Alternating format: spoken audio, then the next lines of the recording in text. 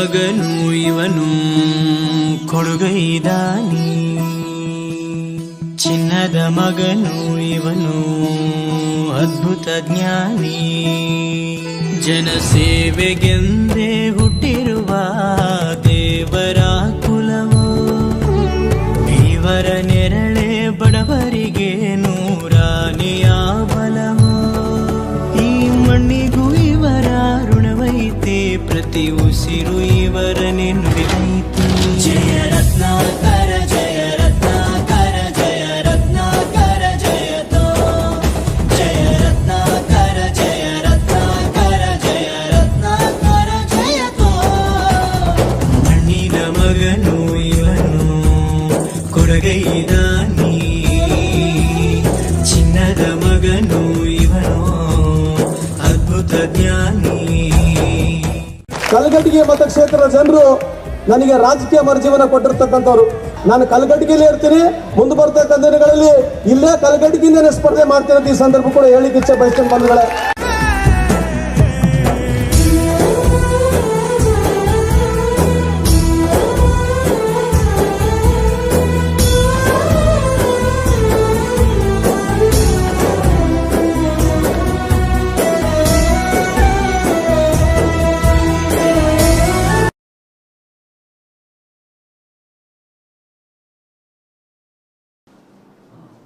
ಶುಭ ಮುಂಜಾನೆ.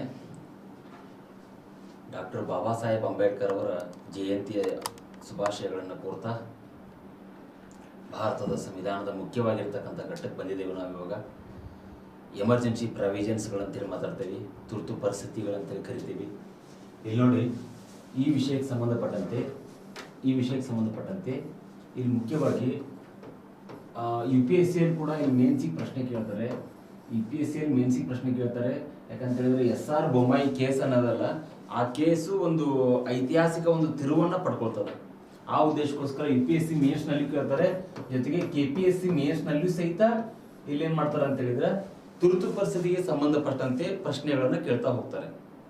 ಹಾಗ ಅದ್ರ ಜೊತೆಗೆ ಒನ್ ಲೈನರ್ ಕೂಡ ಕೇಳ್ತಾರೆ. ಇಲ್ಲಿ ಒನ್ ಲೈನರ್ ಯಾವ ತರ ಅಂತ ಹೇಳಿದ್ರೆ, ಫಾರ್ ಎಕ್ಸಾಂಪಲ್ ಇವಾಗ ತುರ್ತು ಪರಿಸ್ಥಿತಿಗೆ ಸಂಬಂಧಪಟ್ಟಂತೆ ಭಾರತದ ಸಂವಿಧಾನದ ವಿಧಿಗಳು ಅಂತೇಳಿ ಕೇಳಬಹುದು, ಅಥವಾ ಭಾಗಗಳು ಅಂತೇಳಿ ಕೇಳಬಹುದು.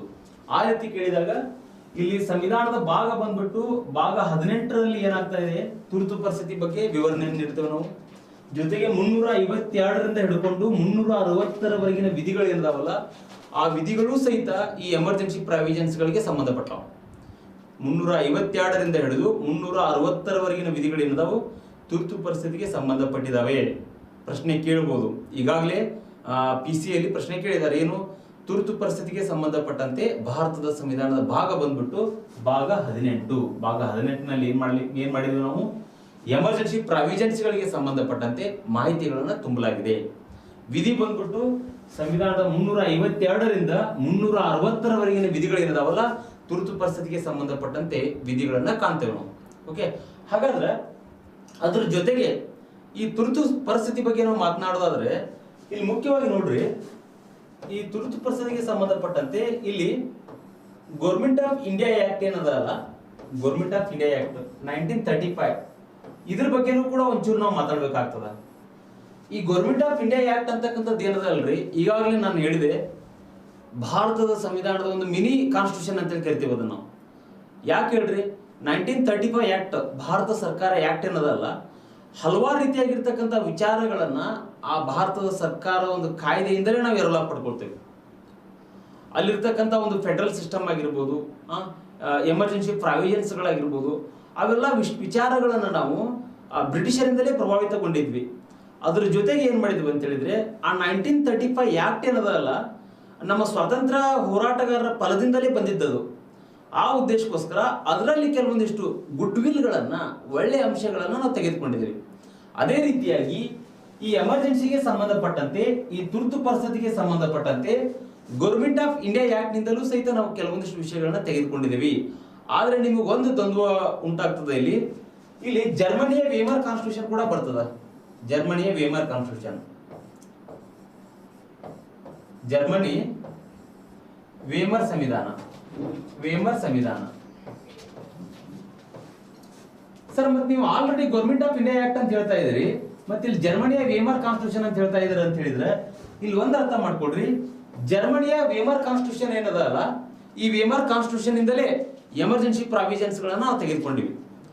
ಆದ್ರೆ ನಿಮಗೊಂದ್ ವೇಳೆ ಪ್ರಶ್ನೆ ಕೇಳಿದ್ರೆ, ಇಲ್ಲಿ ಏನಾದ್ರು ಪ್ರಶ್ನೆ ಕೇಳಿದ್ರೆ ಅಂತ ತಿಳ್ಕೊಡ್ರಿ, ಎಮರ್ಜೆನ್ಸಿಗೆ ಸಂಬಂಧಪಟ್ಟಂತೆ, ತುರ್ತು ಪರಿಸ್ಥಿತಿಗೆ ಸಂಬಂಧಪಟ್ಟಂತೆ ಯಾವ ದೇಶದಿಂದ ನಾವು ತೆಗೆದುಕೊಂಡಿದೀವಿ ಅಂತ ಹೇಳಿದ್ರೆ ಜರ್ಮನಿಯ ವೇಮರ್ ಕಾನ್ಸ್ಟಿಟ್ಯೂಷನ್ ಅಂತೇಳಿ ಅಲ್ಲಿ ಒಂದ್ ವೇಳೆ ನಿಮ್ಗೆ ಆಪ್ಷನ್ಸ್ ಅನ್ನು ಕೊಟ್ಟಿದೆ ಅಂದ್ರೆ ಹೆಂಗ್ ಕೊಡ್ಬೋದು, ಎಮರ್ಜೆನ್ಸಿ ಪ್ರಾವಿಷನ್ಸ್ ಗಳಿಗೆ ಸಂಬಂಧಪಟ್ಟಂತೆ ಈ ಕೆಳಗಿನ ಯಾವ ದೇಶದಿಂದ ತುರ್ತು ಪರಿಸ್ಥಿತಿಯನ್ನು ನಾವು ಎರವಲಾಗಿ ಪಡ್ಕೊಂಡಿದ್ದೇವೆ ಅಂತ ಹೇಳ್ಕೊಟ್ಟಾಗ ಇಲ್ಲಿ ಒಂದ್ ಕಡೆ ರಷ್ಯಾ ಅಂತ ಹೇಳಿ ಕೊಡ್ಬೋದು, ಇನ್ನೊಂದ್ ಕಡೆ ಫ್ರಾನ್ಸ್ ಅಂತ ಹೇಳಿ ಕೊಡ್ಬೋದು, ಓಕೆ, ಇನ್ನೊಂದ್ ಕಡೆ ಏನ್ ಕೊಡ್ಬೋದು ಅಂತ ಹೇಳಿದ್ರೆ ಜಪಾನ್ ಅಂತ ಹೇಳಿ ಕೊಡ್ಬೋದು, ಇನ್ನೊಂದ್ ಕಡೆ ಮೂರನೇದು ಇಲ್ಲಿ ಜರ್ಮನಿಯ ವೇಮರ್ ಕಾನ್ಸ್ಟಿಟ್ಯೂಷನ್ ಅಂತ ಹೇಳಿ ಕೊಡ್ಬೋದು, ಜರ್ಮನಿಯ ವೇಮರ್ ಕಾನ್ಸ್ಟಿಟ್ಯೂಷನ್ ಅಂತ ಹೇಳಿ ಕೊಡ್ಬೋದು. ಈ ರೀತಿ ಕೊಟ್ಟಾಗ ನೀವೇನ್ ಮಾಡ್ತೀರಿ, ಜರ್ಮನಿಯ ವೇಮರ್ ಕಾನ್ಸ್ಟಿಟ್ಯೂಷನ್ ಅಂತ ಹೇಳಿ ಹಾಕ್ತೀರಿ. ಆದ್ರೆ ಅದ್ರ ಜೊತೆಗೆ ಇಲ್ಲಿ ಆಕ್ಟ್ಗಳನ್ನ ಕೊಟ್ಟಾಗ ತುರ್ತು ಪರಿಸ್ಥಿತಿಗೆ ಸಂಬಂಧಪಟ್ಟಂತೆ ಈ ಕೆಳಗಿನ ಯಾವುದು ಸರಿಯಾಗಿದೆ, ಅದರಲ್ಲಿ 1935ರ ಒಂದು ಗೌರ್ಮೆಂಟ್ ಆಕ್ಟ್ ನಿಂದಲೂ ಸಹಿತ ನಾವು ಈ ಎಮರ್ಜೆನ್ಸಿ ಪ್ರಾವಿಷನ್ಸ್ಗೆ ಸಂಬಂಧಪಟ್ಟಂತೆ ಈ ಅಂಶಗಳನ್ನ ತೆಗೆದುಕೊಳ್ತೇವೆ ನಾವು. ಯಾಕಂತ ಹೇಳಿದ್ರೆ ಅಲ್ಲಿ ಫಂಡಮೆಂಟಲ್ ರೈಟ್ಸ್ ನ ಕೆಲವೊಂದಿಷ್ಟು ಏನಾಗ್ತಾವು ಉಲ್ಲಂಘನೆ ಆಗೋದನ್ನ ತಡೆಗಟ್ತೇವೆ ನಾವು. ಫಾರ್ ಎಕ್ಸಾಂಪಲ್ ಇವಾಗ 358 ಆರ್ಟಿಕಲ್ 358 ಪ್ರಕಾರ ಏನ್ ಮಾಡ್ತೇವೆ ನಾವು, ಓಕೆ, ಅಂದ್ರೆ ಕಾನ್ಸ್ಟಿಟ್ಯೂಷನ್ ಅಲ್ಲಿ 19ನೇ ವಿಧಿ ಏನದ ಅಲ್ಲ, ಅಲ್ಲಿರ್ತಕ್ಕಂಥ 6 ಫಂಡಮೆಂಟಲ್ ರೈಟ್ಸ್, 6 ಮೂಲಭೂತ ಹಕ್ಕುಗಳು ಸಹಿತ ಆಗಿನ ಸಂದರ್ಭದಲ್ಲಿ ಏನಾಗ್ತವೆ, ರದ್ದಾಗ್ತವೆ. ಆ ವಿಷಯಕ್ಕೆ ಸಂಬಂಧಪಟ್ಟಂತೆ ಇಲ್ಲಿ ಏನ್ ಮಾಡಲಾಗಿದೆ ಅಂತ ಹೇಳಿದ್ರೆ 1935 ಆಕ್ಟ್ ನಿಂದಲೂ ಕೂಡ ನಾವು ತೆಗೆದುಕೊಂಡಿದ್ದೀವಿ. ಈ ರೀತಿ ನಿಮಗ ಪ್ರಶ್ನೆಗಳನ್ನ ಕೇಳಬಹುದು. ಈಗಾಗಲೇ ಈ ಸೆಂಟ್ರಲ್ ಗೌರ್ಮೆಂಟ್ ಗೆ ಸಂಬಂಧಪಟ್ಟಂತೆ ಕೇಂದ್ರ ಸರ್ಕಾರದ ನೇಮಕಾತಿಗಳಲ್ಲಿ ಇಂಥ ಪ್ರಶ್ನೆಗಳನ್ನ ಆಯ್ದುಕೊಳ್ತಾರೆ. ಹಾಗಾದ್ರೆ ನಿಮ್ಗೆ ಎರಡೂ ಗೊತ್ತಿರ್ಬೇಕಲ್ಲ, ಇಲ್ಲಿ 1935 ಆಕ್ಟು ಗೊತ್ತಿರಬೇಕು, ಅದ್ರ ಜೊತೆಗೆ ಇನ್ನೊಂದೇನು ಇಲ್ಲಿ ವೇಮರ್ ಕಾನ್ಸ್ಟಿಟ್ಯೂಷನ್ ಗೊತ್ತಿರಬೇಕು. ಎರಡೂ ಗೊತ್ತಿದ್ದಾಗ ನೀವೇನ್ ಮಾಡ್ತೀರಿ, ಸರಿಯಾಗಿ ಉತ್ತರಿಸ್ತೀರಿ. ಇದು ನಿಮ್ಗೆ ಅರ್ಥ ಆಗಿದೆ ಅಂತೇಳಿ ನಾನು ಭಾವಿಸ್ತೇನೆ. ಇನ್ನು ಇದಕ್ಕೆ ಸಂಬಂಧಪಟ್ಟಂತೆ ಈ ಜರ್ಮನಿಯ ವೇಮರ್ ಕಾನ್ಸ್ಟಿಟ್ಯೂಷನ್ ಇದ್ರ ಬಗ್ಗೆ ನಾನು ಮಾತಾಡ್ತೇನೆ. ಇವಾಗ ನೋಟ್ ಡೌನ್ ಮಾಡ್ಕೊಡ್ರಿ ಇದನ್ನ.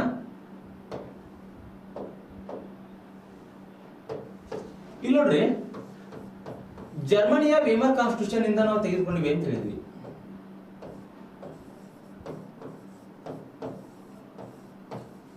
ಜರ್ಮನಿಯ ವೇಮರ್ ಸಂವಿಧಾನ ಅಂತೇಳಿ ನಾನು ಹೇಳ್ಕೊಟ್ಟೆ. ಸರ್ ಯಾಕ್ರಿ ಸರ್ ಅಲ್ಲಿಂದಲೇ ಯಾಕೆ ನೀವು ತುರ್ತು ಪರಿಸ್ಥಿತಿಯನ್ನ ತೆಗೆದುಕೊಂಡ್ರಿ ಅಂತ ಹೇಳಿ ಕೇಳಿದ್ರೆ ಇಲ್ಲಿ ಒಂದ್ ಅರ್ಥ ಮಾಡ್ಕೊಡ್ರಿ. ಜರ್ಮನಿ ಅಂದ ತಕ್ಷಣ ನಿಮ್ಗೆ ಯಾರು ನೆನಪಾಗ್ತಾರಪ್ಪ, ಒಂದು ಹಿಟ್ಲರ್ ನೆನಪಾಗ್ತಾನೆ, ಹಿಟ್ಲರು, ಇನ್ನೊಬ್ರು ಯಾರು, ಮುಸೋಲಿನಿ,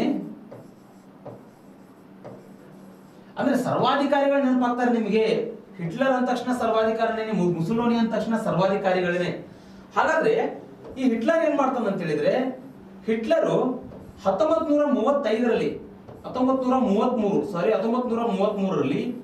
ಈ ಜರ್ಮನಿಯಲ್ಲಿ ಏನ್ ಮಾಡ್ತಾನೆ, ಒಂದು ಎಮರ್ಜೆನ್ಸಿ ಪ್ರಾವಿಷನ್ಸ್ ಗಳನ್ನ ಹಾಕ್ತಾನೆ, ತುರ್ತು ಪರಿಸ್ಥಿತಿಯನ್ನ ಹಾಕ್ತಾನೆ. ಎಲ್ಲಿ, ಜರ್ಮನಿಯಲ್ಲಿ ಹಾಕ್ತಾನೆ. ಆಗಿನ ಸಂದರ್ಭದಲ್ಲಿ ಏನಾಗಿತ್ತು, ಜರ್ಮನಿಯಲ್ಲಿ ಯಾವುದೇ ರೀತಿಯಾಗಿ ಒಬ್ಬ ವ್ಯಕ್ತಿಗೆ ಹಕ್ಕುಗಳೇ ಇರಲಿಲ್ಲ. ಆ ತುರ್ತು ಪರಿಸ್ಥಿತಿಯನ್ನ ಹಿಟ್ಲರ್ ಹೇರಿದಾಗ ಸಂಪೂರ್ಣವಾಗಿರ್ತಕ್ಕಂಥ ಹಕ್ಕನ್ನ ತೆಗೆದುಕೊಳ್ತಾನೆ. ಯಾವ ರೀತಿಯಾಗಿ, ಇಲ್ಲಿ ಮುಖ್ಯವಾಗಿ ಪತ್ರಿಕಾ ಸ್ವಾತಂತ್ರ್ಯ ಹೋಗ್ತದ, ಪತ್ರಿಕಾ ಸ್ವಾತಂತ್ರ್ಯವನ್ನು ಕಸ್ಕೊಳ್ತಾನೆ ಅವನು. ಓಕೆ, ಅದೇ ರೀತಿಯಾಗಿ ಪತ್ರಿಕಾ ಸ್ವಾತಂತ್ರ್ಯ ಇರ್ಬೋದು, ಪತ್ರಿಕಾ ಸ್ವಾತಂತ್ರ್ಯವನ್ನು ಕಸ್ಕೊತಾನೆ. ಅದೇ ರೀತಿಯಾಗಿ ಇಲ್ಲಿ ಜೀವಿಸ್ತಕ್ಕಂಥ ಸ್ವಾತಂತ್ರ್ಯವನ್ನ ಕಸ್ಕೊತಾನ ಅವನು. ಜೀವಿಸ್ತಕ್ಕಂಥ ಸ್ವಾತಂತ್ರ್ಯ, ಯಾವ ವ್ಯಕ್ತಿ ಕೂಡ ಘನತೆ ಗೌರವದಿಂದ ಜೀವಿಸುವಂಗಿಲ್ಲ. ಆ ಸಂಪೂರ್ಣವಾಗಿರ್ತಕ್ಕಂತಹ ಹಕ್ಕುಗಳನ್ನ ಏನ್ ಮಾಡ್ತಾನೆ ಈ ಹಿಟ್ಲರು, ಕಿತ್ಕೊಳ್ತಾನೆ. ಯಾವಾಗ 1933 ನಲ್ಲಿ ಜರ್ಮನಿಯಲ್ಲಿ ಆಗಿರ್ತಕ್ಕಂಥ ಒಂದು ಜರ್ಮನಿ ರಾಷ್ಟ್ರದ ಮೇಲೆ ಹೇರಿರ್ತಕ್ಕಂಥ ತುರ್ತು ಪರಿಸ್ಥಿತಿ. ಈ ಸಂದರ್ಭದಲ್ಲಿ ವ್ಯಕ್ತಿ ಸ್ವಾತಂತ್ರ್ಯಕ್ಕೆ ಬೆಲೆ ಇರುವುದಿಲ್ಲ, ಪತ್ರಿಕೆಗಳಿಗೆ ಒಂದು ಸೆನ್ಸರ್ಶಿಪ್ ಅನ್ನು ರದ್ದು ಮಾಡಿರ್ತಾನೆ, ರೈಟ್ ಟು ಲೈಫ್ ಅನ್ನು ಕಿತ್ಕೊಂಡಿರ್ತಾನೆ. ಈ ರೀತಿ ಇದ್ದಾಗ ಅಲ್ಲಿ ಒಂದು ಅರಾಜಕತೆ ಸೃಷ್ಟಿಯಾಗಿರ್ತದ. ಅಷ್ಟೊಂದು ಭೀಕರವಾಗಿರ್ತಕ್ಕಂಥ ಅರಾಜಕತೆ ಜರ್ಮನಿಯಲ್ಲಿ ಸೃಷ್ಟಿಯಾಗಿರ್ತದ. ಹೀಗಿದ್ದಾಗ ಇದಕ್ಕೆ ಸಂಬಂಧಪಟ್ಟಂತೆ, ಈ ವಿಷಯಕ್ಕೆ ಸಂಬಂಧಪಟ್ಟಂತೆ ಹಿಟ್ಲರ್ ಹೇಳಿರ್ತಕ್ಕಂಥ 1935 ಆಕ್ಟ್ ಮುಖಾಂತರ ಅಥವಾ 1933 ನಲ್ಲಿ ಜರ್ಮನಿಯಲ್ಲಿ ಹೇರಿರ್ತಕ್ಕಂಥ ತುರ್ತು ಪರಿಸ್ಥಿತಿಗೆ ಸಂಬಂಧಪಟ್ಟಂತೆ ಇಲ್ಲಿ ಏನಾಗುತ್ತೆ ಅಂತ ಹೇಳಿದ್ರೆ, ನಮ್ಮ ಕಾನ್ಸ್ಟಿಟ್ಯೂಷನ್ ಅಸೆಂಬ್ಲಿಯಲ್ಲಿ ಏನಾಗುತ್ತೆ, ಅಸೆಂಬ್ಲಿಯಲ್ಲಿ ಏನಾಗುತ್ತೆ, ಚರ್ಚೆ ಆಗುತ್ತೆ. ಏನಂತ ಚರ್ಚೆ ಆಗುತ್ತಪ್ಪ ಅಂತ ಹೇಳಿದ್ರೆ, ನಮ್ಮ ಸಂವಿಧಾನದೊಳಗಡೆ ಸಂವಿಧಾನ ರಚನೆ ಮಾಡ್ಬೇಕಾಗಿರ್ತದ. ನಾವು ಏನು ಇಲ್ಲಿ ಮುಖ್ಯವಾಗಿ ಡಿಸೆಂಬರ್ 9, ಓಕೆ, ಡಿಸೆಂಬರ್ 9, 1946 ಏನಾಗುತ್ತೆ, ನಮ್ಮ ಸಂವಿಧಾನದ ಮೊದಲ ಒಂದು ಸೆಷನ್ ನಡೀತದ. ಇಲ್ಲಿ ಏನಾಗುತ್ತೆ, ಮುಖ್ಯವಾಗಿ ಎ.ಕೆ. ದಾಸ್ ಅವರಾಗಿರ್ಬೋದು, ಎ.ಕೆ. ದಾಸು ಜೊತೆಗೆ ಡಾಕ್ಟರ್ ಬಿ.ಆರ್. ಅಂಬೇಡ್ಕರ್ ಅವರಾಗಿರ್ಬೋದು,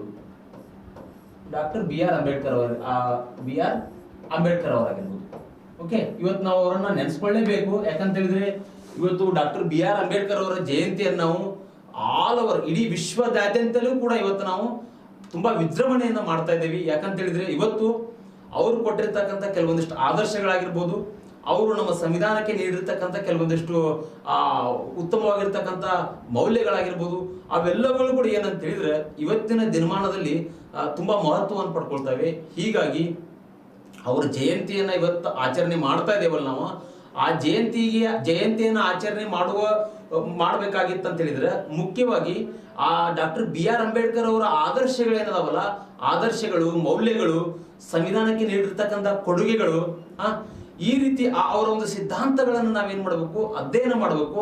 ಆ ಸಿದ್ಧಾಂತದ ಮುಖಾಂತರವೇ ನಾವೇನ್ ಮಾಡಬೇಕು, ರಾಷ್ಟ್ರವನ್ನು ಕಟ್ಟುವಂತ ಕೆಲಸ ಮಾಡಬೇಕು.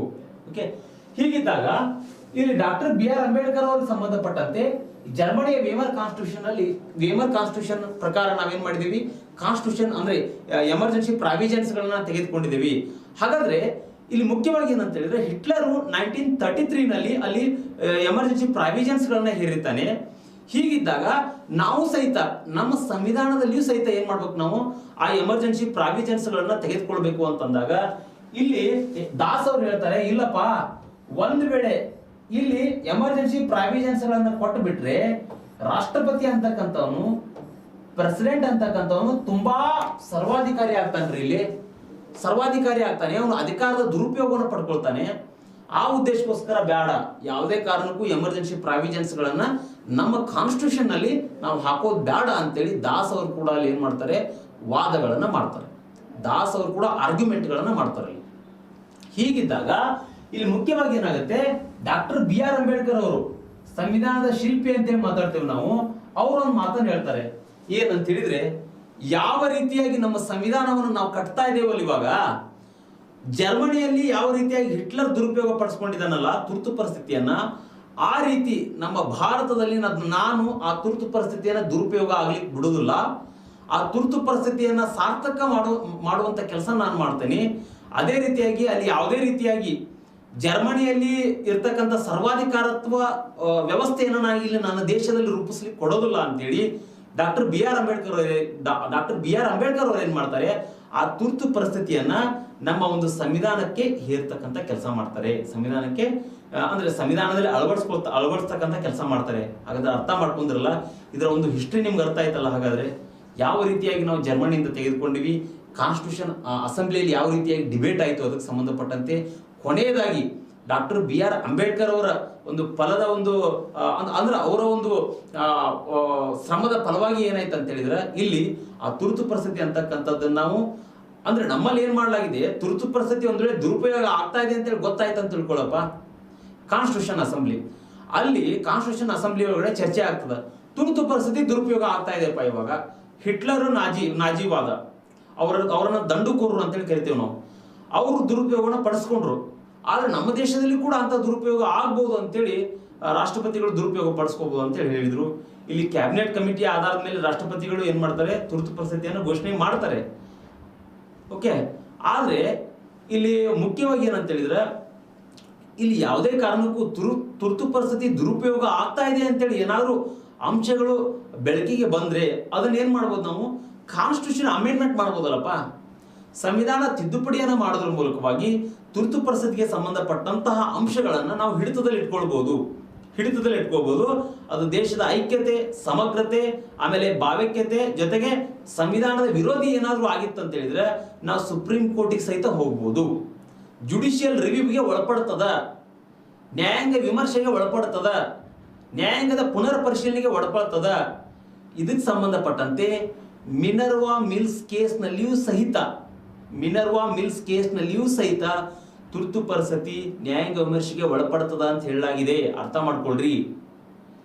ಇಂದಿರಾ ನಾರಾಯಣ್ ಪ್ರಕರಣದಲ್ಲಿಯೂ ಸಹಿತ Bharat basic structure of Indian constitution ಅಂತ ಹೇಳಲಾಗಿದೆ, ಮೂಲ ಸಂವಿಧಾನ ಅಂತ ಹೇಳಲಾಗಿದೆ, ಮೂಲ ರೂಪರೇಷೆಗಳ ಧಕ್ಕೆ ಬರಬಾರ್ದು ಅಂತ ಹೇಳಲಾಗಿದೆ ಇಂದಿರಾ ನಾರಾಯಣ್ ಪ್ರಕರಣದಲ್ಲಿ 1975. ಇವೆಲ್ಲವುಗಳನ್ನು ನಾನು ನಿಮ್ಗೆ ಯಾಕೆ ಹೇಳ್ತಾ ಇದ್ದೇನೆ ಅಂತ ಹೇಳಿದ್ರೆ, ತುರ್ತು ಪರಿಸ್ಥಿತಿಯಲ್ಲಿ ಕಾನ್ಸ್ಟಿಟ್ಯೂಷನ್ ಅಸೆಂಬ್ಲಿಯಲ್ಲಿ ಚರ್ಚೆ ಆದಾಗ ದುರುಪಯೋಗ ಆಗುವುದಿಲ್ಲ, ಅದಕ್ಕೆ ಸಂಬಂಧಪಟ್ಟಂತೆ ಅಂಶಗಳನ್ನು ನಾನು ಸೇರಿಸ್ತೀನಿ ಅಂತೇಳಿ BR ಅಂಬೇಡ್ಕರ್ ಅವರು ಏನ್ ಮಾಡ್ತಾರೆ, ಇದಕ್ಕೆ ಏನ್ ಬೆಲೆ ಕೊಡ್ತಕ್ಕಂಥ ಕೆಲಸ ಮಾಡ್ತಾರೆ, ಇದನ್ನ ಅಳವಡಿಸ್ತಕ್ಕಂಥ ಕೆಲಸ ಮಾಡ್ತಾರೆ. ಇಷ್ಟ ಅರ್ಥ ಮಾಡ್ಬೋದು. ಹಾಗಾದ್ರೆ ಈ ಅಂಶ ಕೂಡ ನಿಮ್ಗೆ ಕ್ಲಿಯರ್ ಆಯ್ತು ಅಂತೇಳಿ ಭಾವಿಸ್ತೇನೆ ನಾನು. ಇಲ್ಲಿ ಮುಖ್ಯವಾಗಿ ನೋಡ್ರಿ,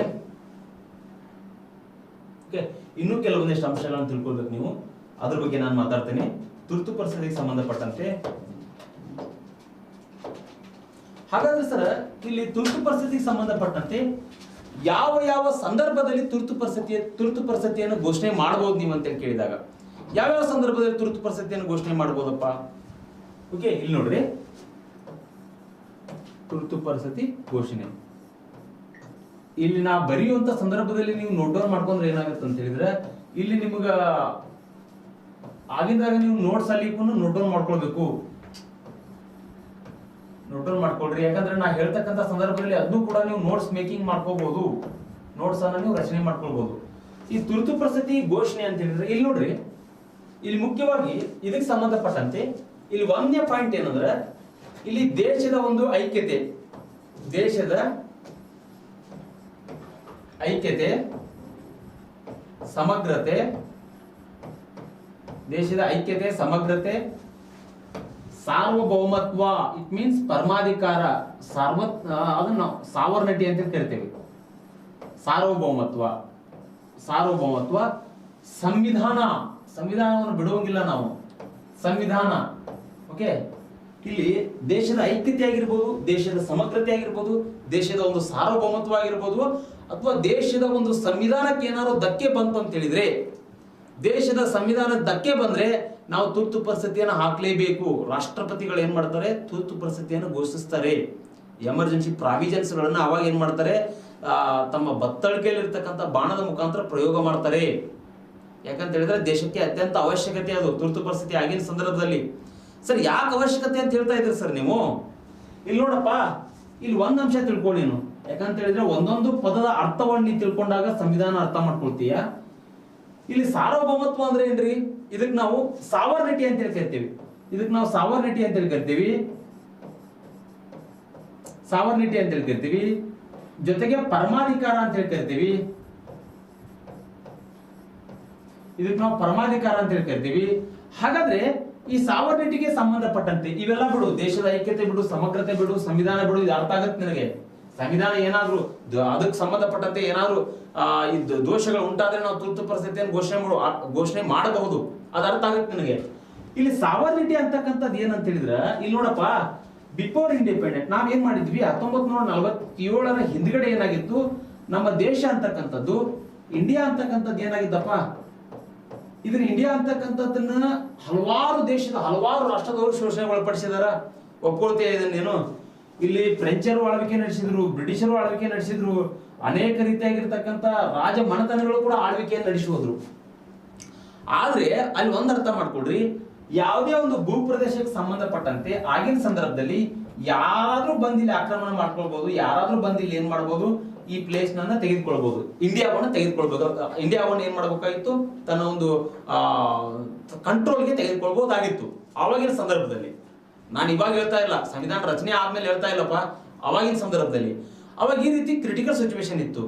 ಅವಾಗ ನಮ್ಮ ಸಾವರ್ನಿಟಿ ಇರಲಿಲ್ಲ ನಮ್ಮ ಕಡೆ. ಅರ್ಥ ಮಾಡ್ಕೊಳ್ರಿ, ನಾವು ಸಾರ್ವಭೌಮರಾಗಿರ್ಲಿಲ್ಲ. ಇಟ್ ಮೀನ್ಸ್ ನಾವು ಅಂದ್ರೆ ಸಾರ್ವಭೌಮತ್ವ ಅಂತ ಹೇಳಿದ್ರೆ ಒಂದು ದೇಶ ಆಂತರಿಕವಾಗಿ ಆಗಿರ್ಬೋದು, ಬಾಹ್ಯವಾಗಿ ಆಗಿರ್ಬೋದು, ಯಾವುದೇ ಒಂದು ದೇಶದ ಹಿಡಿತಕ್ಕೆ ಒಳಪಟ್ಟಿಲ್ಲ. ನಾವು ಏನ್ ಮಾಡಿದೀವಿ, ನಮ್ಮದೇ ಆಗಿರ್ತಕ್ಕಂಥ ಒಂದು ಅಲಿಪ್ತ ನೀತಿಯನ್ನು ಅಳವಡಿಸ್ಕೊಂಡಿದ್ದೀವಿ, ನಮ್ಮದೇ ಆಗಿರ್ತಕ್ಕಂಥ ಒಂದು ಫಾರಿನ್ ಪಾಲಿಸಿಯನ್ನು ಅಳವಡಿಸ್ಕೊಂಡಿದ್ದೀವಿ. ಅಂದ್ರೆ ಏನಪ್ಪಾ ಅಂತ ಹೇಳಿದ್ರೆ, ಇಲ್ಲಿ ನಾವು ವಿಶ್ವದಲ್ಲಿಯೇ ಬಲಿಷ್ಠವಾಗಿರ್ತಕ್ಕಂಥ ರಾಷ್ಟ್ರಗಳೇನದಾವಲ್ಲ, ಉದಾಹರಣೆಗೆ ಇಲ್ಲಿ ನೋಡ್ರಿ, ರಷ್ಯಾ ಆಗಿರ್ಬೋದು, ಓಕೆ, USA ಆಗಿರ್ಬೋದು, ಇವು ಸಪರೇಟ್ ಆಗಿರ್ತಕ್ಕಂಥ ಬಣಗಳನ್ನ ಕಟ್ಕೊಂಡಿದ್ದಾವೆ. ಸಪರೇಟ್ ಆಗಿರ್ತಕ್ಕಂಥ ಬಣಗಳನ್ನ ಕಟ್ಕೊಂಡಿದ್ದಾವೆ. ಫಾರ್ ಎಕ್ಸಾಂಪಲ್ USA ನ್ಯಾಟೋ ಅಂತಕ್ಕಂಥ ಬಣವನ್ನು ಕಟ್ಕೊಂಡಿದೆ. ರಷ್ಯಾ ಅಂತಕ್ಕಂಥದ್ದು ವಾರ್ಸಾ ಫ್ಯಾಕ್ಟ್ ಅಂತಕ್ಕಂಥದ್ದನ್ನು ಮಾಡ್ಕೊಂಡಿತ್ತು. ಆದರೆ ಭಾರತ ಇಲ್ಲಿ ಯಾವುದೇ ರೀತಿಯಾಗಿರ್ತಕ್ಕಂಥ ಬಣಕ್ಕೂ ಸೇರಿಲ್ಲ. ಯಾವುದೇ ರೀತಿಯಾಗಿರ್ತಕ್ಕಂಥ ಬಣಕ್ಕೂ ಸೇರಿಲ್ಲ. ಅಂದ್ರೆ ಏನ್ರಿ ಇಲ್ಲಿ ನಮ್ಮ ಒಂದು ಪರಮಾಧಿಕಾರತ್ವ, ನಮ್ಮ ಒಂದು ಸಾರ್ವಭೌಮತ್ವಕತೆಯನ್ನು ನಾವು ಯಾವುದೇ ರಾಷ್ಟ್ರಕ್ಕೂ ಬಿಟ್ಟು ಕೊಟ್ಟಿಲ್ಲ. ಇಲ್ಲಿ ಧಕ್ಕೆ ಆಗ್ತದ ಅಂತ ಹೇಳಿದ್ರೆ ಏನಪ್ಪಾ ಅಂತ ಹೇಳಿದ್ರೆ, ಇಲ್ಲಿ ಫಾರ್ ಎಕ್ಸಾಂಪಲ್ ಇವಾಗ ರಷ್ಯಾದವರು ಅಥವಾ US ದವರು ಬಲಿಷ್ಠ ರಾಷ್ಟ್ರಗಳದಾವ ಅಂತೇಳಿ ಇಂಡಿಯಾ ಮೇಲೆ ಏನಾದ್ರೂ ಇಲ್ಲಿ ಬಲ ಪ್ರಯೋಗವನ್ನು ಮಾಡೋದ್ರ ಮೂಲಕವಾಗಿ ಒಂದು ಪ್ರದೇಶಕ್ಕೆ ಸಂಬಂಧಪಟ್ಟಂತೆ ಇಲ್ಲಿ ಹಸ್ತಕ್ಷೇಪವನ್ನು ಏನಾದ್ರೂ ಮಾಡಕತ್ರ ನಾವು ಏನ್ ಮಾಡಬಹುದು, ತುರ್ತು ಪರಿಸ್ಥಿತಿಯನ್ನು ಘೋಷಣೆ ಮಾಡಬಹುದು.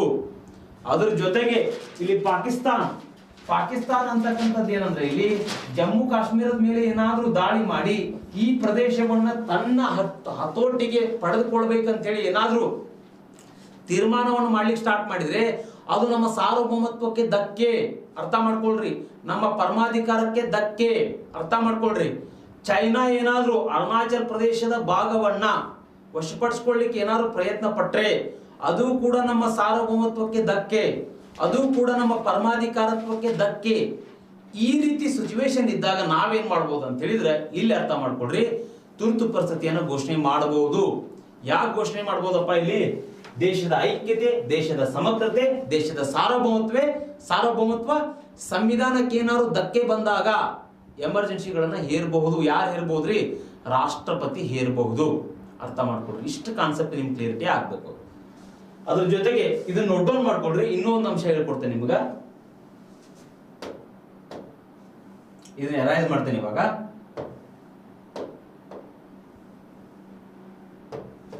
ಇಲ್ಲಿ ಸೆಕೆಂಡ್ ಪಾಯಿಂಟ್ ಏನಂತ ಹೇಳಿದ್ರೆ, ಈ ತುರ್ತು ಪರಿಸ್ಥಿತಿಗೆ ಸಂಬಂಧಪಟ್ಟಂತೆ ಇಲ್ಲಿ ಸಂಯುಕ್ತ ವ್ಯವಸ್ಥೆ ಅಂತೇಳಿ ನಾವು ಮಾತಾಡಿದೆ. ಯಾಕಂತ ಹೇಳಿದ್ರೆ ನಿಮಗೆ ಈ ಪದಗಳನ್ನ ಹೇಳ್ತಾ ಇದ್ದೇನಲ್ಲ ನಾನು, ಈ ಪದಗಳ ಬಗ್ಗೆ ಈಗಾಗಲೇ ನಾನು ಸಂಯುಕ್ತ ವ್ಯವಸ್ಥೆ ಅಂದ್ರೆ ಏನು, ಏಕಾತ್ಮಕ ವ್ಯವಸ್ಥೆ ಅಂದ್ರೆ ಏನು, ಅದರಲ್ಲಿ ಇರ್ತಕ್ಕಂಥ ಅಂಶಗಳೇನು, ಅದೆಲ್ಲದ್ರ ಬಗ್ಗೆ ಕೂಡ ನಿಮಗೆ ಏನ್ ಮಾಡಿದ್ದೇನೆ, ಕ್ಲಾಸ್ ಅಂತ ತೆಗೆದುಕೊಂಡಿದ್ದೇನೆ. ಅವುಗಳ ಫೀಚರ್ಸ್ ಬಗ್ಗೆ ನಿಮ್ಗೆ ಮಾಹಿತಿ ಕೊಟ್ಟಿದ್ದೇನೆ.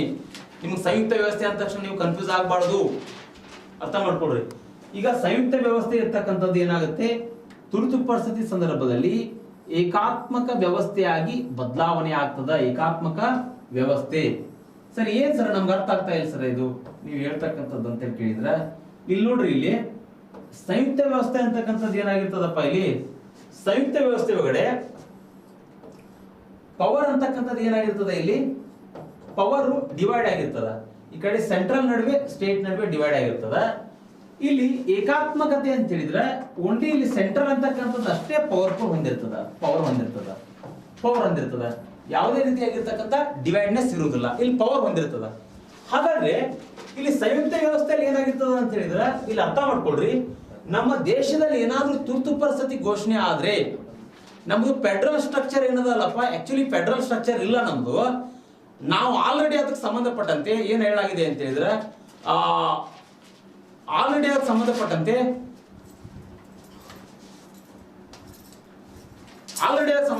ಫೆಡರಲ್ ಸಂಬಂಧಪಟ್ಟಂತೆ KCVR ಅವರು ಕೂಡ ಒಂದು ಮಾತು ಹೇಳ್ತಾರೆ. ಅರ್ಥ ಮಾಡ್ಕೊಡ್ರಿ, ಇದು ಇಂಪಾರ್ಟೆಂಟ್.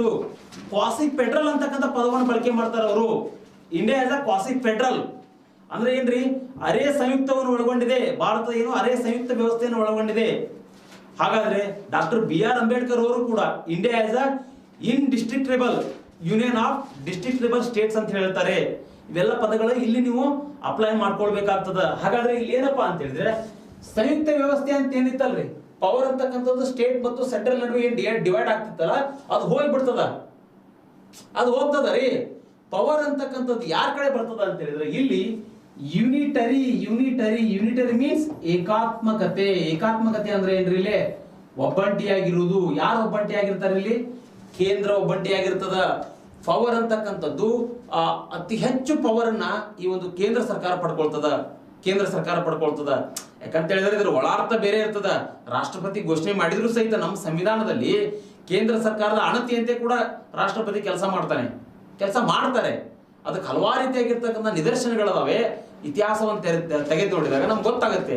ಹಾಗಾದ್ರೆ ಇಲ್ಲಿ ಏನ್ ಅರ್ಥ ಮಾಡ್ಕೊಳ್ಬೇಕಪ್ಪ ಅಂತ ಹೇಳಿದ್ರೆ, ನೀವು ಫೆಡರಲ್ ಅಂತಕ್ಕಂಥದ್ದು ಹೋಗ್ತದಪ್ಪ, ಪ್ರಶ್ನೆ ಕೇಳ್ಬೋದು. ತುರ್ತು ಪರಿಸ್ಥಿತಿಗೆ ಸಂಬಂಧಪಟ್ಟಂತೆ ಈ ಕೆಳಗಿನ ಯಾವ ಹೇಳಿಕೆಗಳು ಸರಿಯಾಗಿವೆ ಅಂತೇಳಿ ಪ್ರಶ್ನೆ ಕೊಟ್ಟು ನಿಮ್ಗ ಅಲ್ಲಿ ಕೇಳ್ಬೋದು. ಸಂಯುಕ್ತ ವ್ಯವಸ್ಥೆ ಇದ್ದಿದ್ದು ಏಕಾತ್ಮಕ ವ್ಯವಸ್ಥೆಯಾಗಿ ಬದಲಾವಣೆ ಆಗ್ತದ, ಸಂಯುಕ್ತ ವ್ಯವಸ್ಥೆ ಅಷ್ಟೇ ಇರ್ತದ, ಈ ಮೇಲಿನ ಯಾವುದೂ ಅಲ್ಲ, ಈ ಏಕಾತ್ಮಕ ವ್ಯವಸ್ಥೆಯನ್ನು ಹೊಂದಿರ್ತದ. ಈ ರೀತಿ ಪ್ರಶ್ನೆ ಕೇಳಿದ ನಿಮ್ಗ ಸರಿಯಾದ ಉತ್ತರ ಗುರುತಿಸ್ಬೇಕಾಗಿತ್ತು ಅಂತ ಹೇಳಿದ್ರೆ ನೀವು ಸಂಯುಕ್ತ ವ್ಯವಸ್ಥೆ ಹೋಗ್ತದ, ಈ ಎಮರ್ಜೆನ್ಸಿ ಸಿಚುವೇಶನ್ ಅಲ್ಲಿ ಏಕಾತ್ಮಕ ವ್ಯವಸ್ಥೆ ಬರ್ತದ. ಅಂದ್ರೆ ಇಲ್ಲಿ ಏನಾಗುತ್ತೆ, central government is a powerful. Central government ಏನಾಗುತ್ತೆ, ಅತಿ ಹೆಚ್ಚು ಪವರ್ ಆಗ್ತದ, ಅತಿ ಹೆಚ್ಚು ಪವರ್ಫುಲ್ ಅನ್ನು ಪಡ್ಕೊಳ್ತದ. ಓಕೆ, ಇದು ಕೂಡ ನಿಮ್ಗೆ ಅರ್ಥ ಆಗಿದೆ ಅಂತ ನಾನು ಭಾವಿಸ್ತೇನೆ. ಇಷ್ಟ ನೀವು ನೋಟ್ ಡೌನ್ ಮಾಡ್ಕೊಡಿ. ಇದರಲ್ಲಿ 2 ವಿಷಯ ಅರ್ಥ ಮಾಡ್ಕೊಳ್ಬೇಕು ನೀವು. ಹಾಗಾದ್ರೆ ಇನ್ನೂ ಒಂದು ವಿಷಯ ಇದೆ, ಇದನ್ನ ಎರೈಸ್ ಮಾಡ್ತೇನೆ, ನೋಟ್ ಡೌನ್ ಮಾಡ್ಕೊಳ್ರಿ.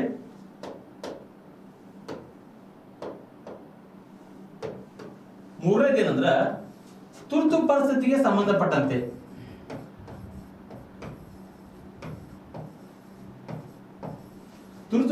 ಸಂಬಂಧಪಟ್ಟಂತೆ ರಾಷ್ಟ್ರಪತಿಗಳು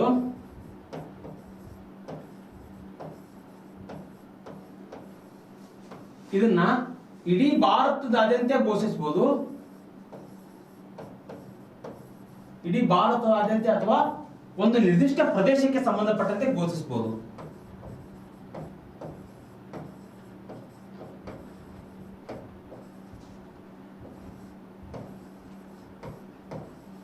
ಒಂದು ನಿರ್ದಿಷ್ಟ ಪ್ರದೇಶಕ್ಕೆ ಸಂಬಂಧಪಟ್ಟಂತೆ ರಾಷ್ಟ್ರಪತಿಗಳು ಘೋಷಿಸಬಹುದು. ಘೋಷಿಸುವಿಕೆ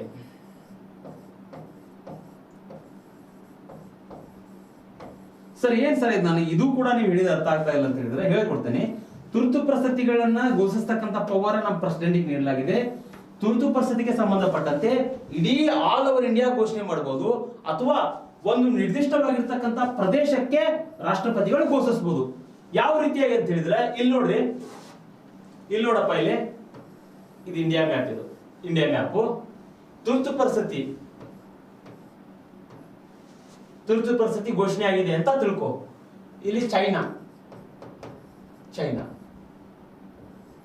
ಇಲ್ಲಿ ಅರುಣಾಚಲ್ ಪ್ರದೇಶ ಬರ್ತದ. ಅರುಣಾಚಲ್ ಪ್ರದೇಶದ ಮೇಲೆನೆ ಚೈನಾ ಯಾಕೆ ಅತಿ ಹೆಚ್ಚು ದಾಳಿ ಮಾಡ್ತದ ಅಂತ ಹೇಳಿದ್ರೆ, ಈಶಾನ್ಯ ಭಾರತದಲ್ಲಿ ಅರುಣಾಚಲ್ ಪ್ರದೇಶ ಅಂತಕ್ಕಂಥದ್ದು ಬಿಗ್ಗೆಸ್ಟ್ ಸ್ಟೇಟ್. ಅದ್ರ ಜೊತೆಗೆ ಇಲ್ಲಿ ಟಿಬೆಟ್ ನೊಂದಿಗೆ ಕೂಡ ಗಡಿ ಹಂಚ್ಕೊಂಡಿದೆ, ಚೈನಾದೊಂದಿಗೂ ಕೂಡ ಗಡಿಯನ್ನು ಹಂಚ್ಕೊಂಡಿದೆ.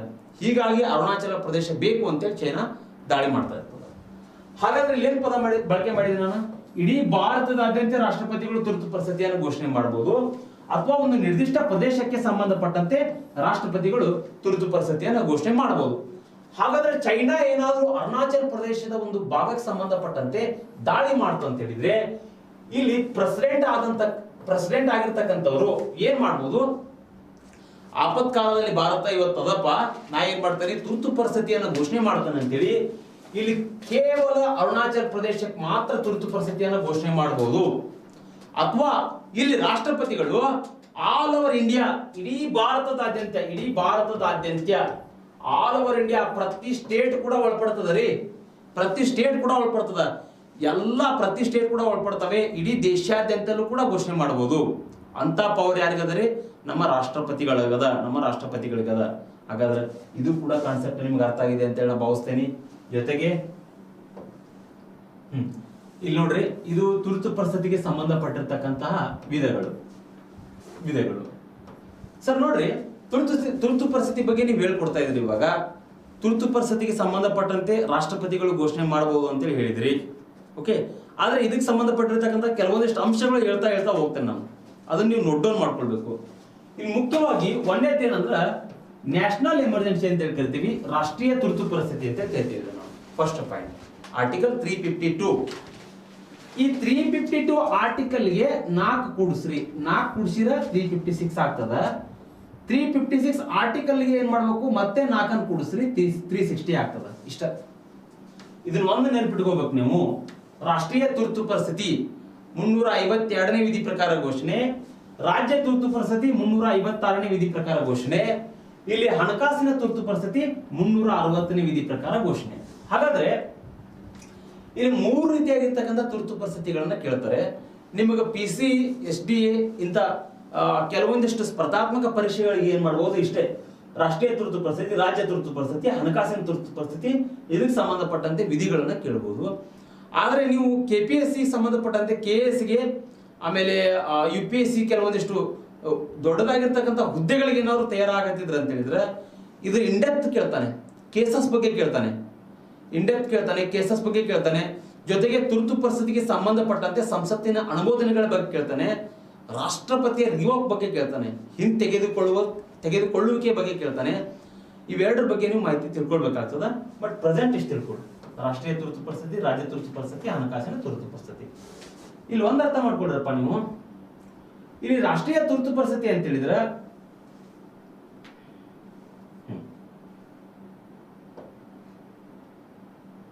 ಓಕೆ, ಇಲ್ಲಿ ರಾಷ್ಟ್ರೀಯ ತುರ್ತು ಪರಿಸ್ಥಿತಿ ಅಂದ ತಕ್ಷಣ ಇದ್ರ ಬಗ್ಗೆ ಒಂಚೂರು ಕ್ಲಾರಿಫೈ ಮಾಡ್ತೇನೆ ನಾನು.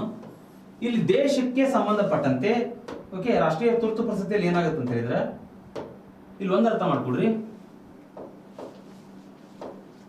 ರಾಷ್ಟ್ರೀಯ ತುರ್ತು ಪರಿಸ್ಥಿತಿಯಲ್ಲಿ ಏನಾದ್ರೂ ಯುದ್ಧ ಆದಾಗ, ಯುದ್ಧ ಓಕೆ, ಬಾಹ್ಯ ಆಕ್ರಮಣ ಆದಾಗ,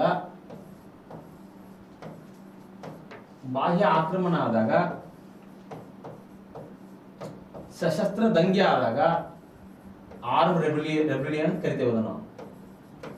ಸಶಸ್ತ್ರ ದಂಗೆ ಆದಾಗ ಈ ರಾಷ್ಟ್ರೀಯ ತುರ್ತು ಪರಿಸ್ಥಿತಿಯನ್ನು ಘೋಷಣೆ ಮಾಡಬಹುದು. ಯಾರು ಘೋಷಣೆ ಮಾಡ್ತಾರಪ್ಪ? ಪ್ರೆಸಿಡೆಂಟ್ ಘೋಷಣೆ ಮಾಡ್ತಾರೆ. ಹಾಗಾದ್ರೆ ಇಲ್ಲಿ ಮುಖ್ಯವಾಗಿ ಏನು, ಯುದ್ಧ ಅಂದ ತಕ್ಷಣ ಈಗಾಗಲೇ ಉದಾಹರಣೆ ಕೊಟ್ಟೆ ನಿಮಗೆ ನಾನು. ಹೊರಗೆ ಬೇರೆ ದೇಶದವರು, ಶತ್ರು ರಾಷ್ಟ್ರದವರು ಏನಾದ್ರು ಯುದ್ಧವನ್ನು ಸಾರಿದ್ರೆ ಉದಾಹರಣೆ ಕೊಟ್ಟೆ ನಿಮಗೆ ನಾನು. ಅಥವಾ ಇಲ್ಲಿ ಪಾಕಿಸ್ತಾನ ತಗೊಳ್ರಿ, ಚೈನಾ ತಗೊಳ್ರಿ, ಓಕೆ, ಇವೆರಡು ಹೆಂಗಂತ ಹೇಳಿದ್ರೆ ಆಜು ಬಾಜು ರಾಷ್ಟ್ರಗಳಿದ್ರು ಸಹಿತ ನಮಗೆ ಅತಿ ಹೆಚ್ಚು ಕಂಟಕ ತರುವಂತ ರಾಷ್ಟ್ರಗಳಿವು, ಡೇಂಜರಸ್ ಕಂಟ್ರೀಸ್ಗಳಿವು. ಯುದ್ಧ ಆಗ್ತಕ್ಕಂಥ ಸಂದರ್ಭ ಬಂತಂತ ಹೇಳಿದ್ರೆ ಅವಾಗ ಏನ್ ಮಾಡ್ಬೋದು, ರಾಷ್ಟ್ರಪತಿಗಳು ಏನ್ ಮಾಡ್ಬೋದು, ತುರ್ತು ಪರಿಸ್ಥಿತಿಯನ್ನು ಘೋಷಣೆ ಮಾಡ್ಬೋದು. ಇವಾಗ ನೋಡ್ರಿ, ಇದಕ್ಕೆ ಸಂಬಂಧಪಟ್ಟಂತೆ ಇಲ್ಲಿ 1962 ನಲ್ಲಿ ಏನಾಯ್ತು, 1962 ನಲ್ಲಿ ಇಂಡಿಯಾ ಚೈನಾ ವಾರ ಆಯ್ತು. ಚೈನಾ ವಾರ ಆಯ್ತು. ಓಕೆ, 1965 ನಲ್ಲಿ ಈ ಇಂಡಿಯಾ ಚೈನಾ ವಾರ ಆದಾಗ ಅವಾಗೇನೋ ನಮ್ಮ ದೇಶದ ಪರಿಸ್ಥಿತಿ ಅಷ್ಟೊಂದು ಸರಿ ಇರ್ಲಿಲ್ಲಪ್ಪ. ತಗೊಂಡು ಹೋದ್ರು ಅವರು ನಮ್ಮ ದೇಶವನ್ನ, ಅಂದ್ರೆ ದೇಶವನ್ನು ಗೆದ್ಕೊಂಡು ಹೋದ್ರು. ಯಾರೋ ಚೈನಾದವ್ರು ಗೆದ್ಕೊಂಡು ಹೋದ್ರು, ಹೌದಾ? ಅವಾಗ ನಾವು ಅಷ್ಟೊಂದು ಅವಾಗಲೇ ಸ್ವಾತಂತ್ರ್ಯಗೊಂಡಿದ್ವಿ. ನಾವು ಯುದ್ಧ ಮಾಡ್ತಕ್ಕಂಥ ನಮ್ಮ ಪವರ್ಫುಲ್ ನಮ್ಮಲ್ಲಿ ಇರಲಿಲ್ಲ. ಅದ್ರ ಜೊತೆಗೆ ಅದಕ್ಕೆ ಸಂಬಂಧಪಟ್ಟಂತ ಮುನ್ಸೂಚನೆ ಕೂಡ ಇರಲಿಲ್ಲ. ಆಯ್ತು ಅಂತೇಳಿ ನಾವು ಒಪ್ಕೊಂಡ್ವಿ, ಸೋತ್ವಿ ಅಂತೇಳಿ. ಆದ್ರೆ ಈ ಪಾಕಿಸ್ತಾನ ಏನ್ ಮಾಡ್ತು, ಇವರು ಇಂಡಿಯಾದವರು ಚೈನಾದೊಂದಿಗೆ ಸೋತಾರ ತಡಿಪ, ಇನ್ನು ನಮ್ಮ ಮುಂದೆ ಏನ್ ಗೆಲ್ತಾರ, ಇವ್ರು ಗೆಲ್ಲುವಂತ ಶಕ್ತಿ ಇಲ್ಲಿ ಇವ್ರಿಗೆ, ಅಂತ ಪವರ್ ಕೂಡ ಇಲ್ಲಿ ಇವ್ರಿಗೆ ಅಂತೇಳಿ ತಿಳ್ಕೊಂಡು, ಈ ಪಾಕಿಸ್ತಾನಿಗೆ ಗೊತ್ತಿರಲಿಲ್ಲ ಇಂಡಿಯಾ ಎಷ್ಟು ಪವರ್ ಅದ, ಎಷ್ಟು ಪವರ್ಫುಲ್ ಅದ ಅಂತಕ್ಕಂಥದ್ದು. ಪಾಕಿಸ್ತಾನ ಏನ್ ಮಾಡ್ತು, ಪಾಕಿಸ್ತಾನ ಸಹಿತ 1965 ಏನ್ ಮಾಡ್ತು, ಮತ್ತೆ ದೇಶದ ಮೇಲೆ ದಾಳಿ ಮಾಡ್ತು, ನಮ್ಮ ಭಾರತ ದೇಶದ ಮೇಲೆ. ನಮ್ಮ ಭಾರತ ದೇಶ ಏನ್ ಮಾಡ್ತು, ಅವಾಗ ತಯಾರು ಹೊಂದಿತ್ತು. ನಮ್ಮ ಭಾರತ ದೇಶ ಅವಾಗ ಕೂಡ ಪಾಕಿಸ್ತಾನ ಸೋಲಿಸ್ತದ. 1971 ಸಹಿತ ಏನಾಗುತ್ತೆ, ಮತ್ತೆ ಪಾಕಿಸ್ತಾನ ಏನ್ ಮಾಡುತ್ತೆ, ನಾವು ಸೋತರು ಸಹಿತ ಇನ್ನೊಂದ್ಸಲ ತೊಡಿ ತಟ್ಟಿ ಬಂದ ಬಿಡ್ತೇವೆ ಭಾರತದ ವಿರುದ್ಧ, ನಮ್ಗ ಅಷ್ಟು ಪವರ್ ಐತಿ ನೋಡೇ ಬಿಡುನ್ ಅಂತೇಳಿ ಮತ್ತೆ ಬರ್ತದ ಪಾಕಿಸ್ತಾನ ಭಾರತದ ವಿರುದ್ಧ. ಅಲ್ರಿ, ಭಾರತಕ್ಕೇನ್ರಿ ಒಂದು ಇರ್ಬಿನ್ ಹೊಡಿದ ಎಷ್ಟೊತ್ತು, ಹೌದಲ್ವಾ? ಆನಿ ನೋಡಿಯೋ ಅವಶ್ಯಕತೆ ಇಲ್ಲ, ಇರ್ಬಿ ಇದ್ದಂಗ ಪಾಕಿಸ್ತಾನ. ಭಾರತ ಏನ್ ಮಾಡತ್ತ ಅಂತ ಹೇಳಿದ್ರೆ ಅಲ್ಲಿಯೂ ಸಹಿತ ಪಾಕಿಸ್ತಾನನ ಹೊಡೆದು ಉಳ್ಳಾಡಿಸ್ತದ. ಬಿದ್ದು ಉಳ್ಳಾಡ್ತಾರ ಅವ್ರು, ಪಾಕಿಸ್ತಾನದವರು ಓಡೋಡಿ ಹೋಗ್ತಾರೆ ತಮ್ಮ ದೇಶಕ್ಕೆ. ಬೇಡಪ್ಪ, ಭಾರತದ ಸವಾಸಕ್ಕೆ ಹೋಗುದು ಬೇಡ ಅಂತ ಹೇಳಿ ನಾವು 1971 ದೊಡ್ಡದಾಗಿರ್ತಕ್ಕಂಥ ಪಾಠವನ್ನು ಕಲಿಸ್ತದ. ಬಾಂಗ್ಲಾದೇಶದ ವಿಮೋಚನೆಗೆ ಇಂದಿರಾ ಗಾಂಧಿ ಅವರು ಹೋರಾಡ್ತಾರೆ. ಅದಕ್ಕೆ ಸಂಬಂಧಪಟ್ಟಿರ್ತಕ್ಕಂಥ ಮಾಹಿತಿಯನ್ನು ಕೂಡ ಕೊಡ್ತೇನೆ ನಿಮಗೆ ನಾನು. ಈ ರೀತಿ ಕ್ರಿಟಿಕಲ್ ಸಿಚುವೇಶನ್ ದಲ್ಲಿಯೂ ಸಹಿತ ಭಾರತ ಅಷ್ಟೊಂದು ಸಂಪನ್ಮೂಲಗಳನ್ನು ಹೊಂದೇ ಇದ್ರೂ ಸಹಿತ ಭಾರತ ಗೆಲ್ತದ ಅಲ್ರಿ, ಅದನ್ನ ಅಪ್ರಿಶಿಯೇಟ್ ಪಡ್ಕೊಳ್ಬೇಕು ನಾವು. ಅಷ್ಟು ಸೋಲಿಸಿ, ಅಷ್ಟು ಹೊಡೆದು, ಅಷ್ಟು ಬಡದ್ರು ಸಹಿತ ಪಾಕಿಸ್ತಾನಿಗಳಿಗೆ ಇನ್ನೂ ಬುದ್ಧಿ ಬರ್ತಾ ಇಲ್ಲ.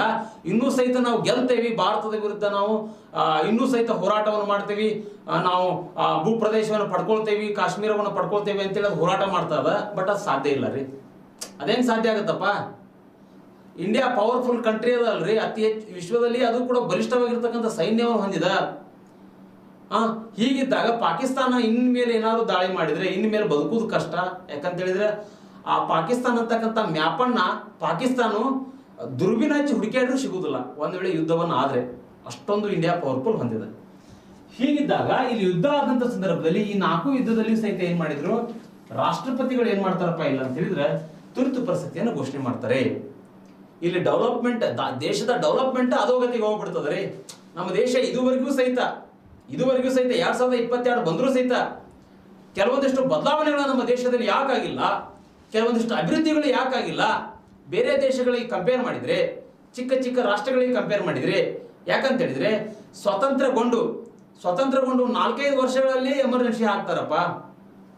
1962 ನಲ್ಲಿ ಎಮರ್ಜೆನ್ಸಿ, 65 ನಲ್ಲಿ ಎಮರ್ಜೆನ್ಸಿ, ಆಮೇಲೆ 1971 ನಲ್ಲಿ ಎಮರ್ಜೆನ್ಸಿ, ಜೊತೆಗೆ 1975 ನಲ್ಲಿ ಎಮರ್ಜೆನ್ಸಿ ಬರ್ತದಲ್ಲ.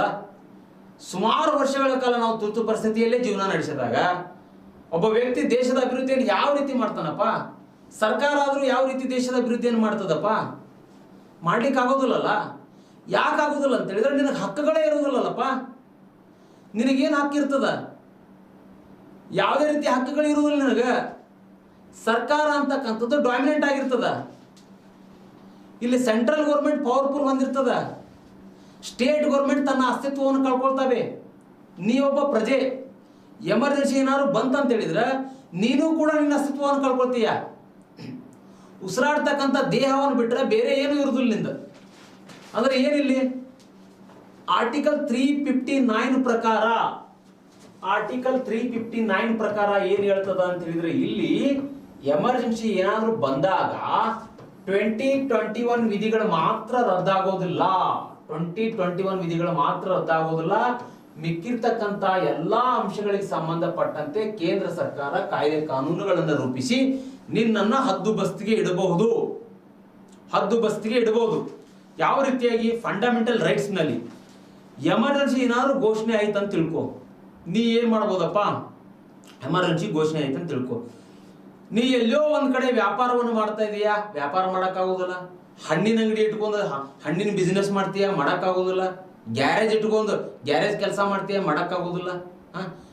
ಅಥವಾ ಎಲ್ಲೋ ಒಂದ್ ಕಡೆ ಹೋಗಿ ಮಸೀದಿಗಳಲ್ಲಿ ಹೋಗಿ ನಮಾಜ್ ಮಾಡ್ತೀಯಾ, ಮಾಡಕ್ಕಾಗೋದಿಲ್ಲ. ನೀ ಅಥವಾ ಹಿಂದೂ ದೇವಾಲಯಕ್ಕೆ ಹೋಗಿ ಭಜನೆಗಳನ್ನು ಮಾಡ್ತೀಯಾ, ಮಾಡಕ್ಕಾಗೋದಿಲ್ಲ. ಯಾಕಾಗತ್ರಿ? ನಿಮ್ ಫಂಡಮೆಂಟಲ್ ರೈಟ್ಸ್ ಹೋಗಿರ್ತಾವ. ನಿಮ್ ದೇಹವನ್ನ, ನಿಮ್ ಹಾರ್ಟ್ ಅನ್ನ ಕಸ್ಕೊಂಡ್ಬಿಟ್ರೆ ನೀವೇನ್ ಮಾಡ್ತೀರಿ? ಹಾರ್ಟ್ ಆಫ್ ಇಂಡಿಯನ್ ಕಾನ್ಸ್ಟಿಟ್ಯೂಷನ್ ಯಾವ್ದು? ನಮ್ದು ಫಂಡಮೆಂಟಲ್ ರೈಟ್ಸ್ ಅಲ್ರಿ. ನಿಮ್ಗೆ ಏನ್ ಹಾಕಿರ್ತದ? ಎಮರ್ಜೆನ್ಸಿ ಇದ್ದ ನಿಮ್ಗೆ ಏನ್ ಹಾಕಿರುತ್ತಪ್ಪ? ಇದಷ್ಟ ಆರ್ಟಿಕಲ್ 359 ಪ್ರಕಾರ 2021 ಅಷ್ಟ. 20 ಅಲ್ಲಿ ಏನ್ ಹೇಳುತ್ತಪ್ಪ? ಅಲ್ಲಿ ಏನ್ ಹೇಳುತ್ತೆ? ನೋ ಎಕ್ಸ್ ಫ್ಯಾಕ್ಟೋ ಲಾ ಹೇಳ್ತದ. ಡಬಲ್ ಜಿಯೋಪಾರ್ಡಿ ಬಗ್ಗೆ ಮಾತಾಡ್ತದ. ನೋ ಸೆಲ್ಫ್ ಇನ್ಕ್ರಿಮಿನೇಷನ್ ಬಗ್ಗೆ ಹೇಳ್ತದ ಆರ್ಟಿಕಲ್ 20. ಅಂದ್ರೆ ಏನ್ರಿ ಸರ್ ಅದರ ಅರ್ಥ? ಒಂದ್ ಸಲ ಅಪರಾಧ ಮಾಡಿದ್ರೆ ಒಂದಕ್ಕಿಂತ ಹೆಚ್ಚಿಗೆ ಅಪರಾಧಿಗೆ ಶಿಕ್ಷೆ ನೀಡುವಂತಿಲ್ಲ. ಒಂದು ಸಲ ಒಬ್ಬ ವ್ಯಕ್ತಿಯನ್ನ ಅಪರಾಧ ಮಾಡಿದಾಗ ನೀನೇ ಅಪರಾಧ ಮಾಡಿ ಅಂತೇಳಿ ಅವನನ್ನ ಪುಸಲಾಯಿಸುವಂತಿಲ್ಲ. ಅಪರಾಧಿಗೆ ರಕ್ಷಣೆ ನೀಡ್ತದಲ್ರಿ 20 ವಿಧಿ, ಅದು ರದ್ದಾಗುದಿಲ್ಲ. ಯಾಕಂದ್ರೆ ಮಿಸ್ಯೂಸ್ ಆಗ್ಬೋದಲ್ಲಪ್ಪ. ಅದೇ ರೀತಿಯಾಗಿ ಇಲ್ಲಿ 21 ವಿಧಿಗೆ ಏನಾಗುತ್ತಂದ್ರೆ ಜೀವಿಸ್ತಕ್ಕಂಥ ಹಕ್ಕನ್ನು ಕೊಟ್ಟಿದೆ.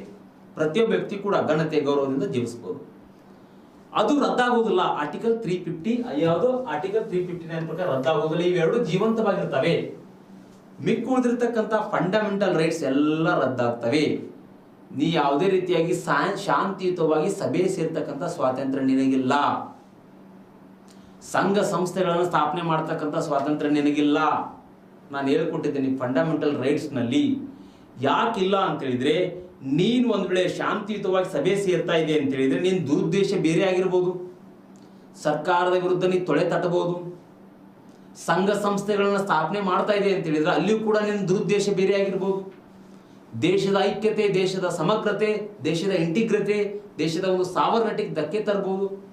ಯಾವ ರೀತಿಯಾಗಿ ಯಾವುದೋ XYZ ಅಂತಕ್ಕಂಥ ಸಂಘಟನೆಯನ್ನು ಕಟ್ಟಬಹುದು. ನೀನು ಆ XYZ ಸಂಘಟನೆ ಮುಖಾಂತರ ದೇಶದಲ್ಲಿ ಹಲ್ಲೆಗಳನ್ನು ಮಾಡಬಹುದು, ದೇಶದಲ್ಲಿ ದಾಳಿಯನ್ನು ಮಾಡಬಹುದು, ದೇಶಕ್ಕೆ ಸಂಬಂಧಪಟ್ಟಂತೆ ಸರ್ವನಾಶ ಮಾಡ್ತಕ್ಕಂಥ ಕೆಲಸ ಮಾಡಬಹುದು. ನೀನು ಯಾರು ಕೇಳ್ತಾರೆ ನಿನಗೆ?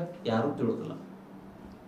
ಹೀಗಿದ್ದಾಗ ಇಲ್ಲಿಯೂ ಸಹಿತ ಏನಾಗುತ್ತೆ, ನಿನ್ನ ಹಕ್ಕುಗಳು ಸಂಪೂರ್ಣವಾಗಿ ನಾಶ ಆಗ್ತದೆ. ಇನ್ನೊಂದು ಹೇಳ್ಬಿಡ್ತೇನೆ, ಆರ್ಟಿಕಲ್ 358 ಇದು ಕೂಡ ರದ್ದಾಗ್ತದ. ಇಲ್ಲಿ ಆರ್ಟಿಕಲ್ 19 ನಲ್ಲಿ ಬರ್ತಕ್ಕಂತಹ 6 ಫಂಡಮೆಂಟಲ್ ರೈಟ್ಸ್ ಏನದಾವಲ್ಲ, 6 ಫಂಡಮೆಂಟಲ್ ರೈಟ್ಸ್ ಕೂಡ ರದ್ದಾಗ್ತವೆ. ಯಾವ ರದ್ದಾಗ್ತವೆ? ಯಾವುದೇ ರೀತಿಯಾಗಿರ್ತಕ್ಕಂಥ ಪತ್ರಿಕೆ ಸ್ವಾತಂತ್ರ್ಯ ಇರುವುದಿಲ್ಲ, ಯಾವುದೇ ರೀತಿ ಪತ್ರಿಕೆ ಸ್ವಾತಂತ್ರ್ಯ ಇರುವುದಿಲ್ಲ, ಶಾಂತಿಯುತವಾಗಿ ಸಭೆ ಸೇರ್ತಕ್ಕಂಥ ಸ್ವಾತಂತ್ರ್ಯ ಇರುವುದಿಲ್ಲ, ಅಭಿವ್ಯಕ್ತಿ ಸ್ವಾತಂತ್ರ್ಯ ಇರುವುದಿಲ್ಲಪ್ಪ ನಿನಗ. ಅಭಿವ್ಯಕ್ತಿ ಸ್ವಾತಂತ್ರ್ಯ ಇರುವುದಿಲ್ಲ, ವಾಕ್ ಮತ್ತು ಅಭಿವ್ಯಕ್ತಿ ಸ್ವಾತಂತ್ರ್ಯ ಇರುವುದಿಲ್ಲ, ಶಾಂತಿಯುತವಾಗಿ ಸಭೆ ಸೇರ್ತಕ್ಕಂಥ ಸ್ವಾತಂತ್ರ್ಯ ಇರುವುದಿಲ್ಲ, ಪತ್ರಿಕಾ ಸ್ವಾತಂತ್ರ್ಯ ಇರುವುದಿಲ್ಲ, ಸಂಘ ಸಂಸ್ಥೆಗಳನ್ನು ಸ್ಥಾಪನೆ ಮಾಡ್ತಕ್ಕಂಥ ಸ್ವಾತಂತ್ರ್ಯ ಇರುವುದಿಲ್ಲ. ಏನು 6 ಫಂಡಮೆಂಟಲ್ ರೈಟ್ಸ್ ಅದಲ್ಲ ಅವು ಯಾವ ಇರುವುದಿಲ್ಲ ನಿನಗೆ. ಪತ್ರಿಕೆಗಳು ಸಹಿತ ಎಮರ್ಜೆನ್ಸಿ ಘೋಷಣೆ ಆದರೆ ಸರ್ಕಾರವನ್ನು ಕೇಳಬೇಕು, ಸರ್ ನಾನು ನಾಳೆ ಯಾವ ವಿಷಯವನ್ನು ಹಾಕಬಾರ್ದು, ಆ ವಿಷಯಗಳನ್ನು ಅವ್ರ ಕಡೆಯಿಂದ ಪರ್ಮಿಷನ್ ತಗೊಳ್ಬೇಕು, ನೀವು ತಗೊಂಡು ಮಾಡಬೇಕು. ಒಂದು ವೇಳೆ ನೀವು ಪತ್ರಿಕೆಗಳು ಏನಾದರೂ ಕ್ರಿಟಿಸಮ್ ಮಾಡಕತ್ತು ಸರ್ಕಾರವನ್ನು ಅಂತ ಹೇಳಿದ್ರೆ ಅವಾಗ 356 ಅಥವಾ ಆರ್ಟಿಕಲ್ 352 ಪ್ರಕಾರ ನಿಮ್ಮ ಮೇಲೆ ದಾಳಿ ಮಾಡಿ ಪತ್ರಿಕೆ ಸೆನ್ಸರ್ಶಿಪ್ ಅನ್ನು ರದ್ದು ಮಾಡ್ತಕ್ಕಂಥ ಕೆಲಸ ಆಗ್ತವೆ. ಈಗಾಗಲೇ ಆಗಿದಾವ ಅಂತ ಘಟನೆಗಳು. ಓಕೆ, ಇವೆರಡು ಅಂಶಗಳನ್ನು ಎದಕ್ಕೆ ಹೇಳಿದೆ ಅಂತ ಹೇಳಿದ್ರೆ, ನಾನು ಇಲ್ಲಿ ಒಬ್ಬ ಪ್ರಜೆಗಳಿಗೆ ಸಂಬಂಧಪಟ್ಟಂತೆ ಹಕ್ಕುಗಳು ಏನಿರೋದಿಲ್ಲ ಅನ್ನೋ ವಿಷಯದ ಕುರಿತು ನಿಮಗೆ ಚರ್ಚೆ ಮಾಡಬೇಕಾಗಿತ್ತು. ಆ ಡಿಬೇಟ್ ಕಾನ್ಸೆಪ್ಟ್ ಬಂದಾಗ ಇವೆರಡಕ್ಕೆ ಸಂಬಂಧಪಟ್ಟಂತೆ ಅಂಶಗಳ ಬಗ್ಗೆ ನಿಮ್ಗೆ ಹೇಳಿದೆ. ಯಾಕಂದ್ರೆ ಪುಸ್ತಕದಲ್ಲಿ ಏನಾಗಿರ್ತದ, ವಿಷಯಗಳ ಸಮಗ್ರತೆ ಆಗಿರ್ಬೋದು, ಅದರ ಆಳ ಆಗಿರ್ಬೋದು, ನಿಮ್ಗೆ ಅರ್ಥ ಆಗ್ಲಿಕ್ಕಿಲ್ಲ. ಬಟ್ ಇಲ್ಲಿ ಏನು ಅರ್ಥ ಮಾಡ್ಕೊಳ್ಬೇಕು, 359 358 ಇವೆರಡಕ್ಕೂ ವಿಷಯಕ್ಕೆ ಸಂಬಂಧಪಟ್ಟಂತೆ ನೀವು ಇಷ್ಟ ಅರ್ಥ ಮಾಡ್ಕೊಳ್ಬೇಕು. 359 2021 ಇವಿಷ್ಟು ಅರ್ಥ ಮಾಡ್ಕೊಳ್ರಿ. 358 ಏನಂತಿದ್ರೆ 6 ಫಂಡಮೆಂಟಲ್ ರೈಟ್ಸ್ ಅವು ಕೂಡ ಇರುವುದಿಲ್ಲ. ಇವೆರಡು ಅರ್ಥ ಮಾಡ್ಕೊಂಡ್ಬಿಟ್ರೆ ಸಾಕು. ನಿಮ್ಗೆ ಪರೀಕ್ಷೆಯಲ್ಲಿ ಕೇಳ್ತಕ್ಕಂಥದ್ದು ಅವೆರಡ ಕೇಳ್ತಾರೆ ನಿಮ್ಗೆ ಫಂಡಮೆಂಟಲ್ ರೈಟ್ಸ್ಗೆ ಸಂಬಂಧಪಟ್ಟಂತೆ. ಓಕೆ, ಇದು ಅರ್ಥ ಆಯ್ತು. ರಾಷ್ಟ್ರೀಯ ತುರ್ತು ಪರಿಸ್ಥಿತಿ ಅಂದ ತಕ್ಷಣ ಯುದ್ಧ, ಬಾಹ್ಯ ಆಕ್ರಮಣ, ಹೊರಗಿಂದವ್ರು ಏನಾದ್ರು ದೇಶದ ಮೇಲೆ ಆಕ್ರಮಣ ಮಾಡಿದಾಗ ಅವಾಗ ಕೂಡ ಘೋಷಣೆ ಮಾಡಬಹುದು. ಸಶಸ್ತ್ರ ದಂಗೆ ಅಂತೇಳಿ ಕರಿತೀವಿ ಇದನ್ನ ನಾವು. ಇದಕ್ಕೆ ಸಂಬಂಧಪಟ್ಟಂತೆ ಸಶಸ್ತ್ರ ದಂಗೆಗೆ ಸಂಬಂಧಪಟ್ಟಂತೆ ಇಲ್ಲಿ ಮುಖ್ಯವಾಗಿ 1978 ನಲ್ಲಿ ಏನಾಗುತ್ತೆ, 44 ಅಮೆಂಡ್ಮೆಂಟ್ ಮಾಡ್ತಾರೆ. ಈ 44 ಅಮೆಂಡ್ಮೆಂಟ್ ಮುಖಾಂತರ ಏನಾಗುತ್ತಂದ್ರೆ ಈ ಹಿಂದ್ಗಡೆ ಆಂತರಿಕ ಗಲಭೆ ಅಂತಕ್ಕಂಥದ್ದಿತ್ತು. ಆಂತರಿಕ ಗಲಭೆ, ಇಂಟರ್ನಲ್ ಡಿಸ್ಟರ್ಬೆನ್ಸ್ ಅಂತ ಹೇಳಿ ಕರಿತೀವಿ ನಾವು. ಈ ಆಂತರಿಕ ಗಲಭೆಯನ್ನ ತೆಗೆದು ಹಾಕಿ ಮೊರಾರ್ಜಿ ಸರ್ಕಾರ ಏನ್ ಮಾಡುತ್ತೆ, ಇದಕ್ಕೆ ಸಂಬಂಧಪಟ್ಟಂತೆ ಆರ್ಮ್ಡ್ ರೆಬ್ಯುಲಿಯನ್ ಅಂತ ಹೇಳಿ ಕರಿತೀವಿ ನಾವು, ಸಶಸ್ತ್ರ ದಂಗೆ ಅಂತ ಹೇಳಿ ಕರಿತೀವಿ. ಈ ಸಶಸ್ತ್ರ ದಂಗೆ ಪದವನ್ನ ಸೇರಿಸ್ತಾರೆ. ಸಶಸ್ತ್ರ ದಂಗೆ ಅಂತಕ್ಕಂಥ ಪದವನ್ನ ಸೇರಿಸ್ತಾರೆ. ಓಕೆ, ಸಶಸ್ತ್ರ ದಂಗೆ ಅಂತಕ್ಕಂಥ ಪದವನ್ನ ಸೇರಿಸ್ತಾರೆ. ಇದಕ್ಕೆ ಸಂಬಂಧಪಟ್ಟಂತೆ ನಿಮಗೆ ಏನ್ ಮಾಡಲಾಗಿದೆ, ಪ್ರಶ್ನೆಯನ್ನ ಕೇಳಲಾಗಿದೆಪಾ. ಇದು ಇಂಪಾರ್ಟೆಂಟ್ ಆಗ್ತದ, ಇದು ಇಂಪಾರ್ಟೆಂಟ್ ಆಗ್ತದ. ಸರ್ ಯಾಕೆ ಇಂಪಾರ್ಟೆಂಟ್ ಆಗ್ತದ ಅಂತ ಹೇಳಿ ನೀವು ಕೇಳಬಹುದು. ಇಲ್ಲಿ 1975 ನಲ್ಲಿ ಏನಾಗುತ್ತಪ್ಪ ಅಂತ ಹೇಳಿದ್ರೆ 1975 ಆಲ್ರೆಡಿ ಇದಕ್ಕೆ ಸಂಬಂಧಪಟ್ಟಂತೆ ನಿಮ್ಗೆ ಹೇಳ್ತೇನೆ ನಾನು. ಒಂಚೂರು ನೋಟ್ ಡೌನ್ ಮಾಡ್ಕೊಂಡ್ಬಿಡ್ರಿ. ನಾನು ನಿಮ್ಗೆ ಮತ್ತೆ ಈ ಆಂತರಿಕ ಗಲಭೆ ಮತ್ತು ಸಶಸ್ತ್ರ ದಂಗೆ ಇವೆರಡು ಅಂಶಗಳನ್ನು ನಿಮ್ಗೆ ಏನ್ ಮಾಡ್ಬೇಕು, ನಾ ಕ್ಲಾರಿಫೈ ಮಾಡ್ಬೇಕು. ಓಕೆ, ಇಲ್ಲಿ 1975 ನಲ್ಲಿ ಏನಾಗುತ್ತಪ್ಪ ಅಂತ ಹೇಳಿದ್ರೆ ಇದಕ್ಕೆ ಸಂಬಂಧಪಟ್ಟಂತೆ ಇಂದಿರಾ ಗಾಂಧಿ ಅವರು ಐರನ್ ಲೈಡಿ ಅಂತ ಕರಿತೀವಿ ನಾವು. ಇಂದಿರಾ ಗಾಂಧಿ ಅವರು ಏನ್ ಮಾಡ್ತಾರೆ, ಆಲ್ರೆಡಿ 1971 ನಲ್ಲಿ ತುರ್ತು ಪರಿಸ್ಥಿತಿ ಜಾರಿಗೆ ಅದ. ಆಲ್ರೆಡಿ 1971 ನಲ್ಲಿ ತುರ್ತು ಪರಿಸ್ಥಿತಿ ಜಾರಿಗೆ ಅದ. ಎಮರ್ಜೆನ್ಸಿ ಅದಪ್ಪ. ಎಮರ್ಜೆನ್ಸಿ ಇದ್ರೂ ಸಹಿತ ಇಲ್ಲಿ ಇಂದಿರಾ ಗಾಂಧಿ ಅವರು ಏನ್ ಮಾಡ್ತಾರೆ, ಮತ್ತೆ 1975 ನಲ್ಲಿ ಏನ್ ಮಾಡ್ತಾರ ಅಂತ ಹೇಳಿದ್ರೆ ಇಲ್ಲಿ ಇಂಟರ್ನಲ್ ಡಿಸ್ಟರ್ಬೆನ್ಸ್ ಅಂತೇಳಿ ಆಂತರಿಕ ಗಲಭೆ ಅಂತೇಳಿ ಏನ್ ಮಾಡ್ತಾರ ಅಂತ ಹೇಳಿದ್ರೆ ಇಲ್ಲಿ ತುರ್ತು ಪರಿಸ್ಥಿತಿಯನ್ನು ಘೋಷಣೆ ಮಾಡ್ತಾರೆ, ಎಮರ್ಜೆನ್ಸಿಯನ್ನು ಘೋಷಣೆ ಮಾಡ್ತಾರಪ್ಪ. ಈ ರೀತಿ ಎಮರ್ಜೆನ್ಸಿಯನ್ನು ಘೋಷಣೆ ಮಾಡಿದಾಗ ಇಲ್ಲಿ ಏನಾಗುತ್ತೆ ಅಂತ ಹೇಳಿದ್ರೆ ಪ್ರಶ್ನೆ ಕೇಳ್ತಾರ. ಆಲ್ರೆಡಿ 1971 ನಲ್ಲಿ ಇಂಡಿಯಾ ಮತ್ತು ಪಾಕ್ ನಡುವೆ ಯುದ್ಧ ಆಗ್ತಾ ಇತ್ತು. ಈ ಪಾಕಿಗೆ ಸಂಬಂಧಪಟ್ಟಂತೆ ನೀವೇನ್ ಮಾಡಿರಿ, ಎಮರ್ಜೆನ್ಸಿಯನ್ನ ಘೋಷಣೆ ಮಾಡಿದಿರಿ. ಇದ್ರ ಮೇಲ್ಗಡೆ ಇನ್ನೊಂದು ಎಮರ್ಜೆನ್ಸಿ ಘೋಷಣೆ ಮಾಡ್ತಕ್ಕಂಥದ್ದು ಏನ್ ಅವಶ್ಯಕತೆ ಇತ್ತು ಅಂತದೇನಿತ್ತು ಅಂತ ಹೇಳಿ ಕೇಳಿದಾಗ ಇಲ್ಲಿ ಏನಾಗುತ್ತೆ ಅಂತ ಹೇಳಿದ್ರೆ ಇಂದಿರಾ ಗಾಂಧಿ ಅವರು ಏನ್ ಮಾಡ್ತಾರೆ, ಮತ್ತೆ ಒಂದು ಅಂಶವನ್ನು ಸೇರಿಸ್ತಾರೆ. ರಾಷ್ಟ್ರಪತಿಗಳು ಪ್ರೆಸಿಡೆಂಟ್ ಆಗಿರ್ತಕ್ಕಂಥವ್ರು ಏನದಾರಲ್ಲ ಇವ್ರು ಏನ್ ಮಾಡ್ಬೋದು, ಒಂದು ತುರ್ತು ಪರಿಸ್ಥಿತಿ ಜಾರಿಗೆ ಅದಪ್ಪ, ಒಂದು ತುರ್ತು ಪರಿಸ್ಥಿತಿ ಜಾರಿಗೆ ಇದ್ರೂ ಸಹಿತ ಅದ್ರ ಮೇಲ್ಗಡೆ ಇನ್ನೊಂದು ತುರ್ತು ಪರಿಸ್ಥಿತಿಯನ್ನು ಹೇರಬಹುದು ಅಂತ ಹೇಳಿ ಮಾಡ್ತಾರೆ. ತುರ್ತು ಪರಿಸ್ಥಿತಿ ಜಾರಿಗೆ ಇದ್ರೂ ಸಹಿತ ಅದ್ರ ಮೇಲ್ಗಡೆ ಇನ್ನೊಂದು ತುರ್ತು ಪರಿಸ್ಥಿತಿ ಹೇರಬಹುದು. ಯಾರು, ರಾಷ್ಟ್ರಪತಿಗಳು ಹೇರಬಹುದು. ಇನ್ನೊಂದು ತುರ್ತು ಪರಿಸ್ಥಿತಿ ಹೇರಬಹುದು. ಹಾಗಾದ್ರೆ ಇಲ್ಲಿ ಏನಾಗುತ್ತೆ ಅಂತ ಹೇಳಿದ್ರೆ ಅಧಿಕಾರ ಅಂತಕ್ಕಂಥದ್ದು, ಪವರ್ ಅಂತಕ್ಕಂಥದ್ದು ಎಲ್ಲೋ ಒಂದು ಕಡೆ ದುರುಪಯೋಗ ಆಗ್ತಾ ಇದೆ, ಅಧಿಕಾರ ದುರುಪಯೋಗ ಆಗ್ತಾ ಇದೆ. ಆ ಉದ್ದೇಶಕ್ಕೋಸ್ಕರ ಇಲ್ಲಿ ಏನಾಗುತ್ತೆ, ಈ ವಿಷಯಕ್ಕೆ ಸಂಬಂಧಪಟ್ಟಂತೆ ಇಂದಿರಾ ಗಾಂಧಿಯವರು ಸೋಲ್ತಾರೆ. ತುರ್ತು ಪರಿಸ್ಥಿತಿಯನ್ನು ಹೇರಿದ್ರ ಪರಿಣಾಮವಾಗಿ ಇಂದಿರಾ ಗಾಂಧಿಯವರು ಸೋಲ್ತಾರೆ. ಅವಾಗ ಮೊರಾರ್ಜಿ ಸರ್ಕಾರ ಏನ್ ಬರುತ್ತಲ್ರಿ, ಮೊರಾರ್ಜಿ ಗೌರ್ಮೆಂಟ್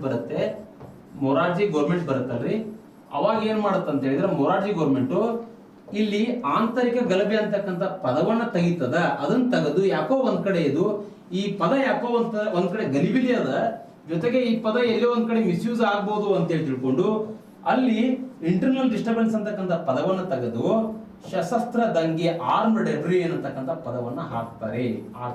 ಈ ಅಂದ್ರೆ ನಿಮ್ಗೆ ಹೇಳಿದ ನಾನು ಇದನ್ನೇ ಹೇಳ್ಕೊಟ್ಟೆ, ನಿಮ್ಗೆ ಹಿಸ್ಟ್ರಿ ಹೇಳ್ಕೊಟ್ಟೆ ಯಾಕೆ ಆ ಪದವನ್ನೇ ಹಾಕ್ತಾರ ಅಂತೇಳಿ. ಹಾಗಾದ್ರೆ ಪ್ರಶ್ನೆ ಕೇಳ್ಬೋದಲ್ರಿ, ಪ್ರಶ್ನೆ ಕೇಳ್ತಾರೆ, ಇದ್ರ ಬಗ್ಗೆ ಅರ್ಥ ಮಾಡ್ಕೊಡ್ರಿ. ಹಾಗಾದ್ರೆ ಇದೆಲ್ಲ ನಿಮಗೆ ವಿಷಯಕ್ಕೆ ನ್ಯಾಷನಲ್ ಎಮರ್ಜೆನ್ಸಿ ಸಂಬಂಧಪಟ್ಟಿರ್ತಕ್ಕಂಥ ವಿಷಯ. ಜೊತೆಗೆ ಇಲ್ಲಿ ಇನ್ನೊಂದೇನಂದ್ರ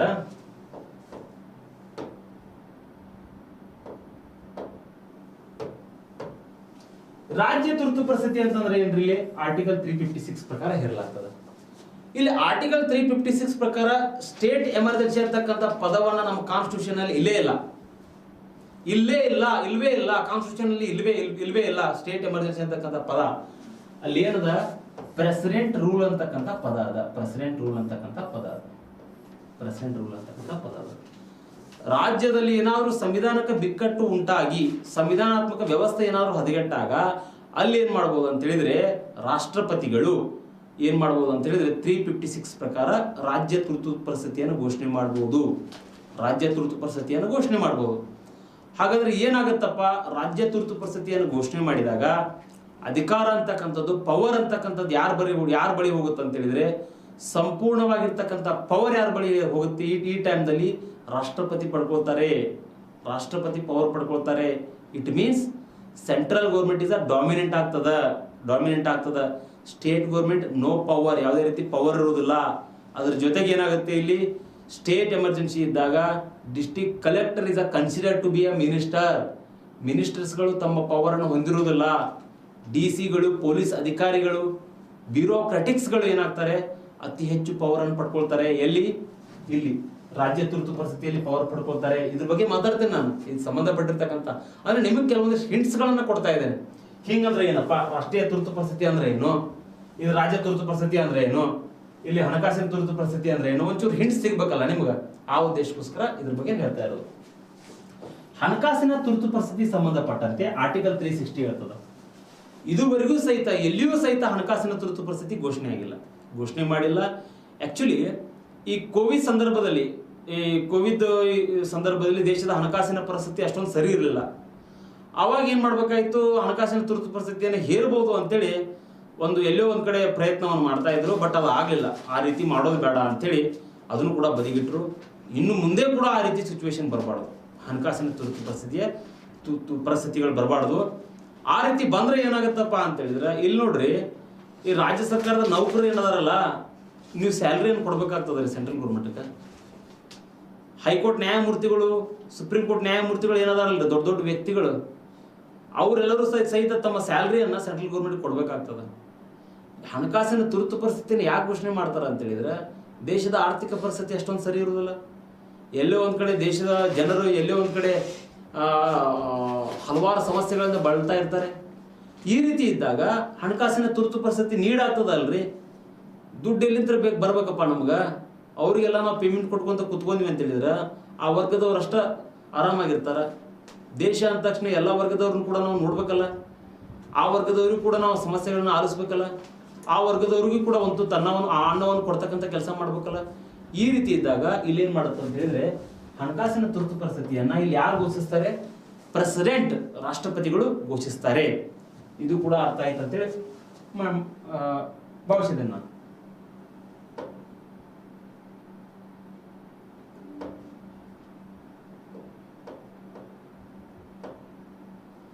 ಓಕೆ, ಇಲ್ಲಿ ನೋಡ್ರಿ, ಈಗಾಗಲೇ ನಾನು ಮಾತಾಡಿದ್ದೇನೆ ವಿಷಯಕ್ಕೆ ಸಂಬಂಧಪಟ್ಟಂತೆ. ವಾರ ಆದಾಗ ರಾಷ್ಟ್ರೀಯ ತುರ್ತು ಪರಿಸ್ಥಿತಿ ಘೋಷಣೆ ಮಾಡ್ತಕ್ಕಂಥದ್ದು, ಬೇರೆ ಹೊರಗೆ ಎಕ್ಸ್ಟರ್ನಲ್ ಅಗ್ರೆಷನ್ ಅಂತ ಕರಿತೀವಿ. ಹೊರಗೆ ಬೇರೆದವ್ರು ಏನಾದ್ರು ದಾಳಿ ಮಾಡಿದಾಗ, ಆಂತರಿಕವಾಗಿ ಮಿಲಿಟರಿ ದಂಗೆ ಆದಾಗ ಇದು ಇಂಪಾರ್ಟೆಂಟ್ ಆಗ್ತದ. ಯಾಕೆ ಹೇಳ್ರಿ, ಇದು ಆಂತರಿಕ ಗಲಭೆ ಅಂತಿತ್ತು. ಇದನ್ನ ಅಮೆಂಡ್ಮೆಂಟ್ ಮಾಡೋದ್ರ ಮೂಲಕವಾಗಿ ಸಶಸ್ತ್ರ ದಂಗೆ ಅಂದ್ರೂ ಒಂದ, ಮಿಲಿಟರಿ ದಂಗೆ ಅಂದ್ರೂ ಒಂದ, ಇದನ್ನ ಸೇರಿಸ್ತಾರೆ. ಹಾಗಾದ್ರೆ ರಾಷ್ಟ್ರೀಯ ತುರ್ತು ಪರಿಸ್ಥಿತಿಗೆ ಸಂಬಂಧಪಟ್ಟಿರ್ತಕ್ಕಂಥ ಅಂಶಗಳು ಇಷ್ಟು. ಇನ್ನೂ ಅದಪ್ಪ, ಇನ್ನೂ ಹೇಳ್ಕೊಡ್ತೇನೆ. ಇಲ್ಲಿನ್ನೂ ಏನದ ಅಂತ ಹೇಳಿದ್ರೆ, ನ್ಯಾಷನಲ್ ಎಮರ್ಜೆನ್ಸಿಗೆ ಸಂಬಂಧಪಟ್ಟಂತೆ ಇಲ್ಲಿ ಯೂನಿಯನ್ ಅಂದ್ರೆ ಕೇಂದ್ರ ಯೂನಿಯನ್ ಸಂಬಂಧಪಟ್ಟಂತೆ, ಅಂದ್ರೆ ಕೇಂದ್ರ ಕ್ಯಾಬಿನೆಟ್ಗೆ ಸಂಬಂಧಪಟ್ಟಂತೆ, ಯೂನಿಯನ್ ಕ್ಯಾಬಿನೆಟ್ಗೆ ಸಂಬಂಧಪಟ್ಟಂತೆ ಇಲ್ಲಿ ಏನಾಗಬೇಕು, ಆಕ್ಚುಲಿ ಪರ್ಮಿಷನ್ ಅನ್ನ ತೆಗೆದುಕೊಳ್ಬೇಕಾಗ್ತದ. ನಾವು ಪರ್ಮಿಷನ್ ಅನ್ನು ತೆಗೆದುಕೊಂಡು ರಾಷ್ಟ್ರೀಯ ತುರ್ತು ಪರಿಸ್ಥಿತಿಯನ್ನು ಘೋಷಣೆ ಮಾಡಬೇಕು. ಪರ್ಮಿಷನ್ ತೆಗೆದುಕೊಳ್ಬೇಕಾಗ್ತದ. ಬಟ್ ಇಲ್ಲಿ ಏನಾಗುತ್ತೆ, ಇಂದಿರಾ ಗಾಂಧಿ ಅವ್ರು ಏನ್ ಮಾಡ್ತಾರೆ, ಇಲ್ಲೊಂದು ಸ್ಟೋರಿ ಬರ್ತದೆ ರೀ. ಇಂದಿರಾ ಗಾಂಧಿ ಅವ್ರು ಏನ್ ಮಾಡ್ತಾರೆ, ಅವ್ರ ಮಗ ಆಗಿರ್ತಕ್ಕಂಥ ಸಂಜಯ್ ಗಾಂಧಿ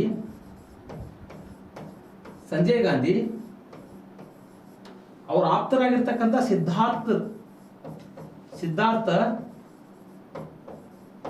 ಶಂಕರ್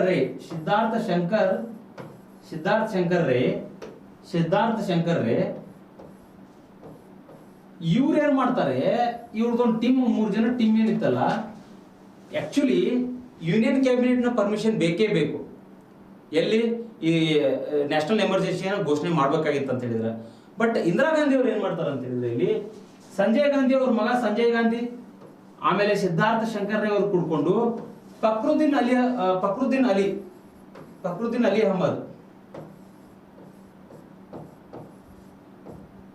ಅಹಮದ್ ಇವ್ರು ಅವತ್ತಿನ ಪ್ರೆಸಿಡೆಂಟ್ ಇರ್ತಾರೆ.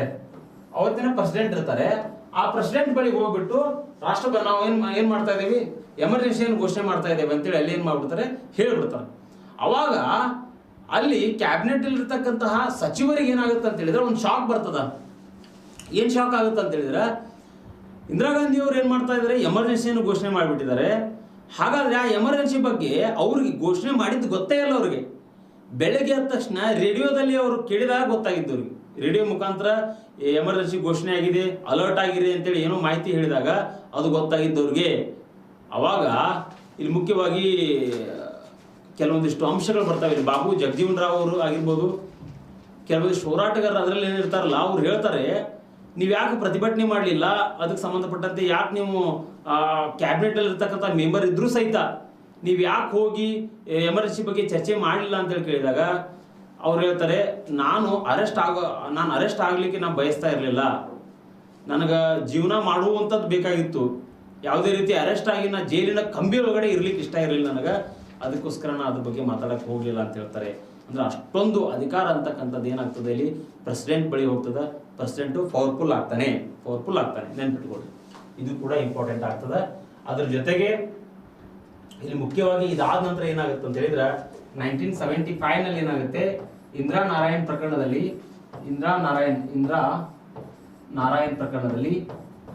ಇಲ್ಲಿ ಮೂಲ ರೂಪರೇಷದ ಬಗ್ಗೆ ಸುಪ್ರೀಂ ಕೋರ್ಟ್ ತೀರ್ಪು ಕೊಡ್ತದ.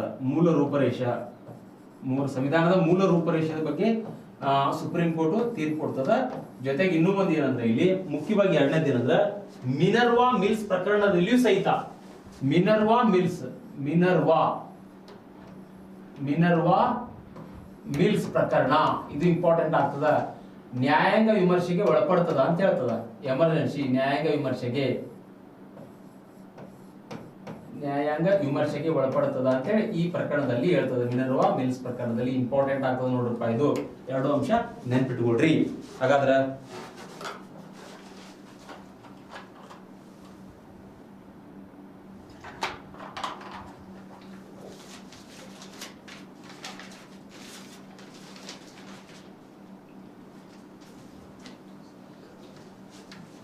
ಇನ್ನೊಂದೇನಂದ್ರ,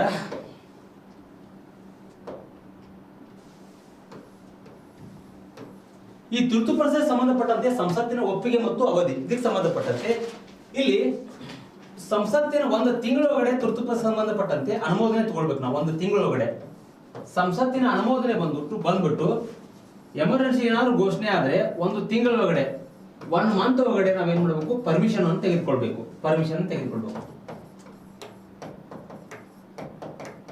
ಪರ್ಮಿಷನ್ ತೆಗೆದುಕೊಳ್ಬೇಕು. ಆದ್ರೆ ಈ ಹಿಂದ್ಗಡೆ ಇದೇನಾಗಿತ್ತು ಅಂತ ಹೇಳಿದ್ರೆ ಮುಖ್ಯವಾಗಿ 2 months ಆಗಿತ್ತು. 2 months ಆಗಿತ್ತು. ಇದನ್ನ 1 month ಮಾಡಲಾಗಿತ್ತು. 2 months ಇದ್ದದನ್ನ ಏನ್ ಮಾಡ್ತು, 1 monthಗೆ ಇಳಿಸಲಾಯ್ತು. ಇದನ್ನ 1 monthಗೆ ಇಳಿಸಲಾಯ್ತು. ಹಾಗಾದ್ರೆ ಇಲ್ಲಿ ಮುಖ್ಯವಾಗಿ ಇನ್ನೂ ಒಂದು ಅಂಶ ಏನಂದ್ರೆ, ತುರ್ತು ಪರಿಸ್ಥಿತಿ ಒಂದ್ ವೇಳೆ ಸಂಸತ್ತಿನಲ್ಲಿ ಚರ್ಚೆ ಆಗುವಂತ ಸಂದರ್ಭದಲ್ಲಿ ಏನಾದ್ರು ಚರ್ಚೆ ಆಗುವಂತ ಸಂದರ್ಭ ಬಂತಂತ ಹೇಳಿದ್ರೆ ಇಲ್ಲಿ ಸ್ಪೆಷಲ್ ಮೆಜಾರಿಟಿ ಇಂಪಾರ್ಟೆಂಟ್ ಆಗ್ತದ. ಸ್ಪೆಷಲ್ ಮೆಜಾರಿಟಿ ಅಂತ ಕರಿತೀವಿ. ಸ್ಪೆಷಲ್ ಮೆಜಾರಿಟಿ ಏನ್ರಿ ಸ್ಪೆಷಲ್ ಮೆಜಾರಿಟಿ ಅಂತ ಹೇಳಿದ್ರೆ, ಇಲ್ಲಿ ಸಂಸತ್ನಲ್ಲಿ 50% ಜನ ಇರಬೇಕು, ಜೊತೆಗೆ 2/3 ನಷ್ಟು ಆ ಮಸೂದೆಗೆ ಅನುಮೋದನೆಯನ್ನು ಕೊಡಬೇಕು. ಇದಕ್ಕೆ ನಾವು ಸ್ಪೆಷಲ್ ಮೆಜಾರಿಟಿ ಅಂತ ಕರಿತೀವಿ. ಅಂದ್ರೆ ಈ 1 month ಒಳಗಡೆ ಪರ್ಮಿಷನ್ ತೆಗೆದುಕೊಳ್ಬೇಕು. ಅದ್ರ ಜೊತೆಗೆ ಇನ್ನೂ ಒಂದು ಏನಂತ ಹೇಳಿದ್ರೆ ಇಲ್ಲಿ ಸ್ಪೆಷಲ್ ಮೆಜಾರಿಟಿ ಬೇಕಾಗ್ತದ. ಅಂದ್ರೆ 6 month ವರೆಗೂ ಸಹಿತ ಇದನ್ನ ಏನ್ ಮಾಡಬಹುದು, 6 month ವರೆಗೂ ಸಹಿತ ಈ ಒಂದು ಎಮರ್ಜೆನ್ಸಿಯನ್ನ ಹೇರ್ಬಹುದು. 6 month ವರೆಗೂ ಸಹಿತ. ಮೊದಲೆಲ್ಲ ಹೆಂಗಿತ್ತು, 6 month ಇರ್ಲಿಲ್ಲ. ಅವಾಗೆಲ್ಲ ವರ್ಷಾನುಗಟ್ಲೆ ಘೋಷಣೆ ಮಾಡಬಹುದು, ನಿಮ್ನ ಯಾರು ಕೇಳ್ತಾ ಇರಲಿಲ್ಲ. ಬಟ್ 6 month ಆದ ನಂತರ ಸಂಸತ್ತಿನ ಮತ್ತೆ ಅನುಮೋದನೆ ತೆಗೆದುಕೊಳ್ಬೇಕು, ಮತ್ತೆ ಪಾರ್ಲಿಮೆಂಟಿನ ಅನುಮೋದನೆ ತಗೊಳ್ಬೇಕು, ಮತ್ತೆ 6 month ಎಕ್ಸ್ಟೆಂಡ್ ಮಾಡ್ಬೇಕಾಗ್ತದ. ಜೊತೆಗೆ ಇದಕ್ಕೆ ಸಂಬಂಧಪಟ್ಟಂತೆ ನೀವೇನ್ ಮಾಡ್ಬೇಕು, ಪಾರ್ಲಿಮೆಂಟ್ ನಲ್ಲಿ 2/3 ಸದಸ್ಯರ ಒಂದು ಬೆಂಬಲವನ್ನು ಪಡ್ಕೊಳ್ಬೇಕು. 2/3 ಸದಸ್ಯರ ಬೆಂಬಲವನ್ನು ಪಡ್ಕೊಳ್ಬೇಕು. ಅವಾಗ ಏನಾಗುತ್ತೆ ಅಂತ ಹೇಳಿದ್ರೆ ಅದು ಇದಕ್ಕೆ ಸಂಬಂಧಪಟ್ಟಂತೆ ಅದು ಏನಾಗುತ್ತೆ, ಸಂಸತ್ತಿನ ಅನುಮೋದನೆಯನ್ನ ತೆಗೆದುಕೊಳ್ಳಲಾಗ್ತದ. ಓಕೆ, ಆಯ್ತು. ಹಾಗಾದ್ರೆ ಇಲ್ಲಿ ಅರ್ಥ ಮಾಡ್ಕೊಳ್ರಿ ನೀವು, ಇವತ್ತಿನ ದಿನದಲ್ಲಿ ನೀವೇನ್ ಮಾಡಿದ್ರಿ, ಪಾರ್ಲಿಮೆಂಟ್ಗೆ ಸಂಬಂಧಪಟ್ಟಂತೆ ಸಂಸತ್ತಿಗೆ ಇರ್ತಕ್ಕಂಥ ಪವರು, ತುರ್ತು ಪರಿಸ್ಥಿತಿಗೆ ಸಂಬಂಧಪಟ್ಟಿರ್ತಕ್ಕಂಥ ಸಂಸತ್ತಿಗೆ ಇರ್ತಕ್ಕಂಥ ಪವರು, ಪ್ರೆಸಿಡೆಂಟಿಗೆ ಸಂಬಂಧಪಟ್ಟಂತೆ ಸಂಸತ್ತಿಗೆ ಇರ್ತಕ್ಕಂಥ ಪವರು, ಇದ್ರ ಬಗ್ಗೆ ನಾ ಇನ್ನೂ ಕೂಡ ಮಾಹಿತಿಯನ್ನು ಹೇಳಬೇಕು. ಅದ್ರ ಜೊತೆಗೆ ಇನ್ನೂ ಏನಂತ ಹೇಳಿದ್ರೆ, ತುರ್ತು ಪರಿಸ್ಥಿತಿ ಅಂತಕ್ಕಂಥದ್ದು ಏನದಲ್ಲ, ನಮ್ಮ ಒಂದು ಏನಂತ ಹೇಳಿದ್ರೆ ನಮ್ಮ ಒಂದು ರಾಷ್ಟ್ರದಲ್ಲಿಯೇ ಅತ್ಯಂತ ಘೋರವಾಗಿರ್ತಕ್ಕಂಥ ಒಂದು ವ್ಯವಸ್ಥೆ ಅದು. ಓಕೆ, ಇದಕ್ಕೆ ಸಂಬಂಧಪಟ್ಟಂತೆ ನಮ್ಮ ಕಾನ್ಸ್ಟಿಟ್ಯೂಷನ್ ನಲ್ಲಿ ಈ ಹಿಂದ್ಗಡೆ ಇರ್ತಕ್ಕಂಥ ವ್ಯವಸ್ಥೆಗಳು ಇಲ್ಲಿಲ್ಲ. ಇವಾಗ ಹಲವಾರು ರೀತಿಯ ಅಮೆಂಡ್ಮೆಂಟ್ಸ್ ಗಳನ್ನ ಮಾಡೋದ್ರ ಮೂಲಕವಾಗಿ ಇವಾಗಲೂ ಸಹಿತ ಈ ತುರ್ತು ಪರಿಸ್ಥಿತಿಯನ್ನ ಹತೋಟಿಗೆ ಇಡ್ತಕ್ಕಂಥ ಕೆಲಸವನ್ನು ಮಾಡಲಾಗಿದೆ. ಹಾಗಾದ್ರೆ ಇಲ್ಲಿ ನೆಕ್ಸ್ಟ್ ಇನ್ನೊಂದು ಏನಂದ್ರೆ,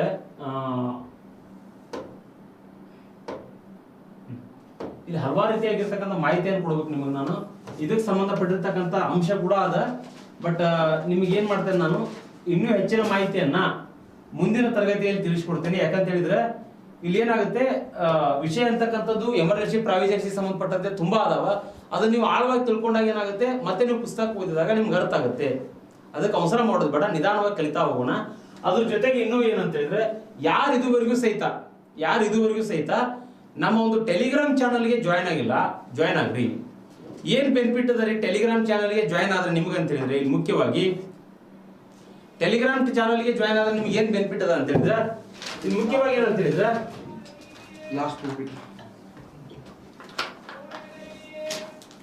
ಟೆಲಿಗ್ರಾಮ್ ಚಾನಲ್ಗೆ ಜಾಯ್ನ್ ಆದ್ರೆ ನಿಮ್ಗೆ ಇದಕ್ಕೆ ಸಂಬಂಧಪಟ್ಟಂತೆ ನಾವೇನ್ ಮಾಡ್ಬೋದು, ಇದಕ್ಕೆ ಕ್ವಶನ್ಸ್ ಗಳನ್ನ ಕಳಿಸ್ಕೊಡ್ತೇವೆ, MCQ ಕ್ವಶನ್ಸ್ ಗಳನ್ನ. ಓಕೆ, MCQ ಕ್ವಶನ್ಸ್ ಗಳನ್ನ ನಾವು ಕಳಿಸ್ಕೊಡ್ತೇವೆ. ಇವತ್ತು ಹೇಳಿರ್ತಕ್ಕಂಥ ಕ್ಲಾಸಿಗೆ ಸಂಬಂಧಪಟ್ಟಂತೆ ನೀವು ಕ್ಲಾಸ್ ಕೇಳಿದಂಗೂ ಆಗ್ತದೆ, ಜೊತೆಗೆ ನೀವೇನಂತ ಹೇಳಿದ್ರೆ MCQ ಪ್ರಶ್ನೆಗಳನ್ನು ಬಿಡಿಸಿದ್ರೆ ಅತಿ ಹೆಚ್ಚು ನೀವು ಅಂಕಗಳನ್ನು ಗಳಿಸಬಹುದು. ಅದನ್ನ ಇಲ್ಲಿ ನಾನು ಕ್ಲಾಸ್ ನಲ್ಲಿ ಹೇಳಿಕ್ ಆಗೋದಿಲ್ಲ, ಕಾನ್ಸೆಪ್ಟ್ ಗಳನ್ನ ಅಷ್ಟೇ ತಿಳಿಸ್ಕೊಡ್ಲಿಕ್ಕೆ ಆಗ್ತದೆ. ಯಾಕಂತ ಹೇಳಿದ್ರೆ ವಿಷಯ ಅಂತಕ್ಕಂಥದ್ದು, ಕಾನ್ಸ್ಟಿಟ್ಯೂಷನ್ ಅಂತಕ್ಕಂಥದ್ದು ತುಂಬಾ ಆಳವಾಗಿರ್ತಕ್ಕಂಥ ಒಂದು ಸಬ್ಜೆಕ್ಟು. ಹೀಗಾಗಿ ನಾನು ಅದನ್ನು ಹೇಳುವಂತ ಸಂದರ್ಭದಲ್ಲಿ ನಿಮ್ಗೆ ಏನಾಗುತ್ತೆ, ಎಲ್ಲ ಕ್ವಶನ್ ಪೇಪರ್ಗಳನ್ನು ಅನಾಲಿಸಿಸ್ ಮಾಡಕ್ ಆಗುದಿಲ್ಲ. ಬಟ್ ಇಲ್ಲಿ ಕಳಿಸ್ತೇನೆ, ಇಲ್ಲಿ ನಿಮ್ಮನ್ನ ಟೆಲಿಗ್ರಾಮ್ದಲ್ಲಿ ಕಳಿಸ್ತೇನೆ, ನೀವು ಅದನ್ನ ಏನ್ ಮಾಡ್ಕೋಬಹುದು. ಹಾಗಾದ್ರೆ ಇಷ್ಟ ಅಂಶಗಳನ್ನ ತಿಳ್ಕೊಂಡ್ರಿ ನೀವು. ಓಕೆ, ಇದುವರೆಗೂ ಸಹಿತ ನನ್ನ ತರಗತಿಯನ್ನು ಕೇಳಿದಕ್ಕೆ ಎಲ್ಲ ಒಂದು ಕರ್ನಾಟಕ ಸ್ಪರ್ಧಾರ್ಥಿಗಳಿಗೂ ಸಹಿತ ಮತ್ತೊಮ್ಮೆ ನಾನು ಏನ್ ಮಾಡ್ತೇನೆ, ತುಂಬ ಹೃದಯದ ಧನ್ಯವಾದಗಳನ್ನು ಹೇಳ್ತಾ, ಮತ್ತೊಮ್ಮೆ ಡಾಕ್ಟರ್ BR ಅಂಬೇಡ್ಕರ್ ಅವರ ಜಯಂತಿಯ ತುಂಬ ಹೃದಯದ ಶುಭಾಶಯಗಳು. ಜೈ ಭೀಮ್.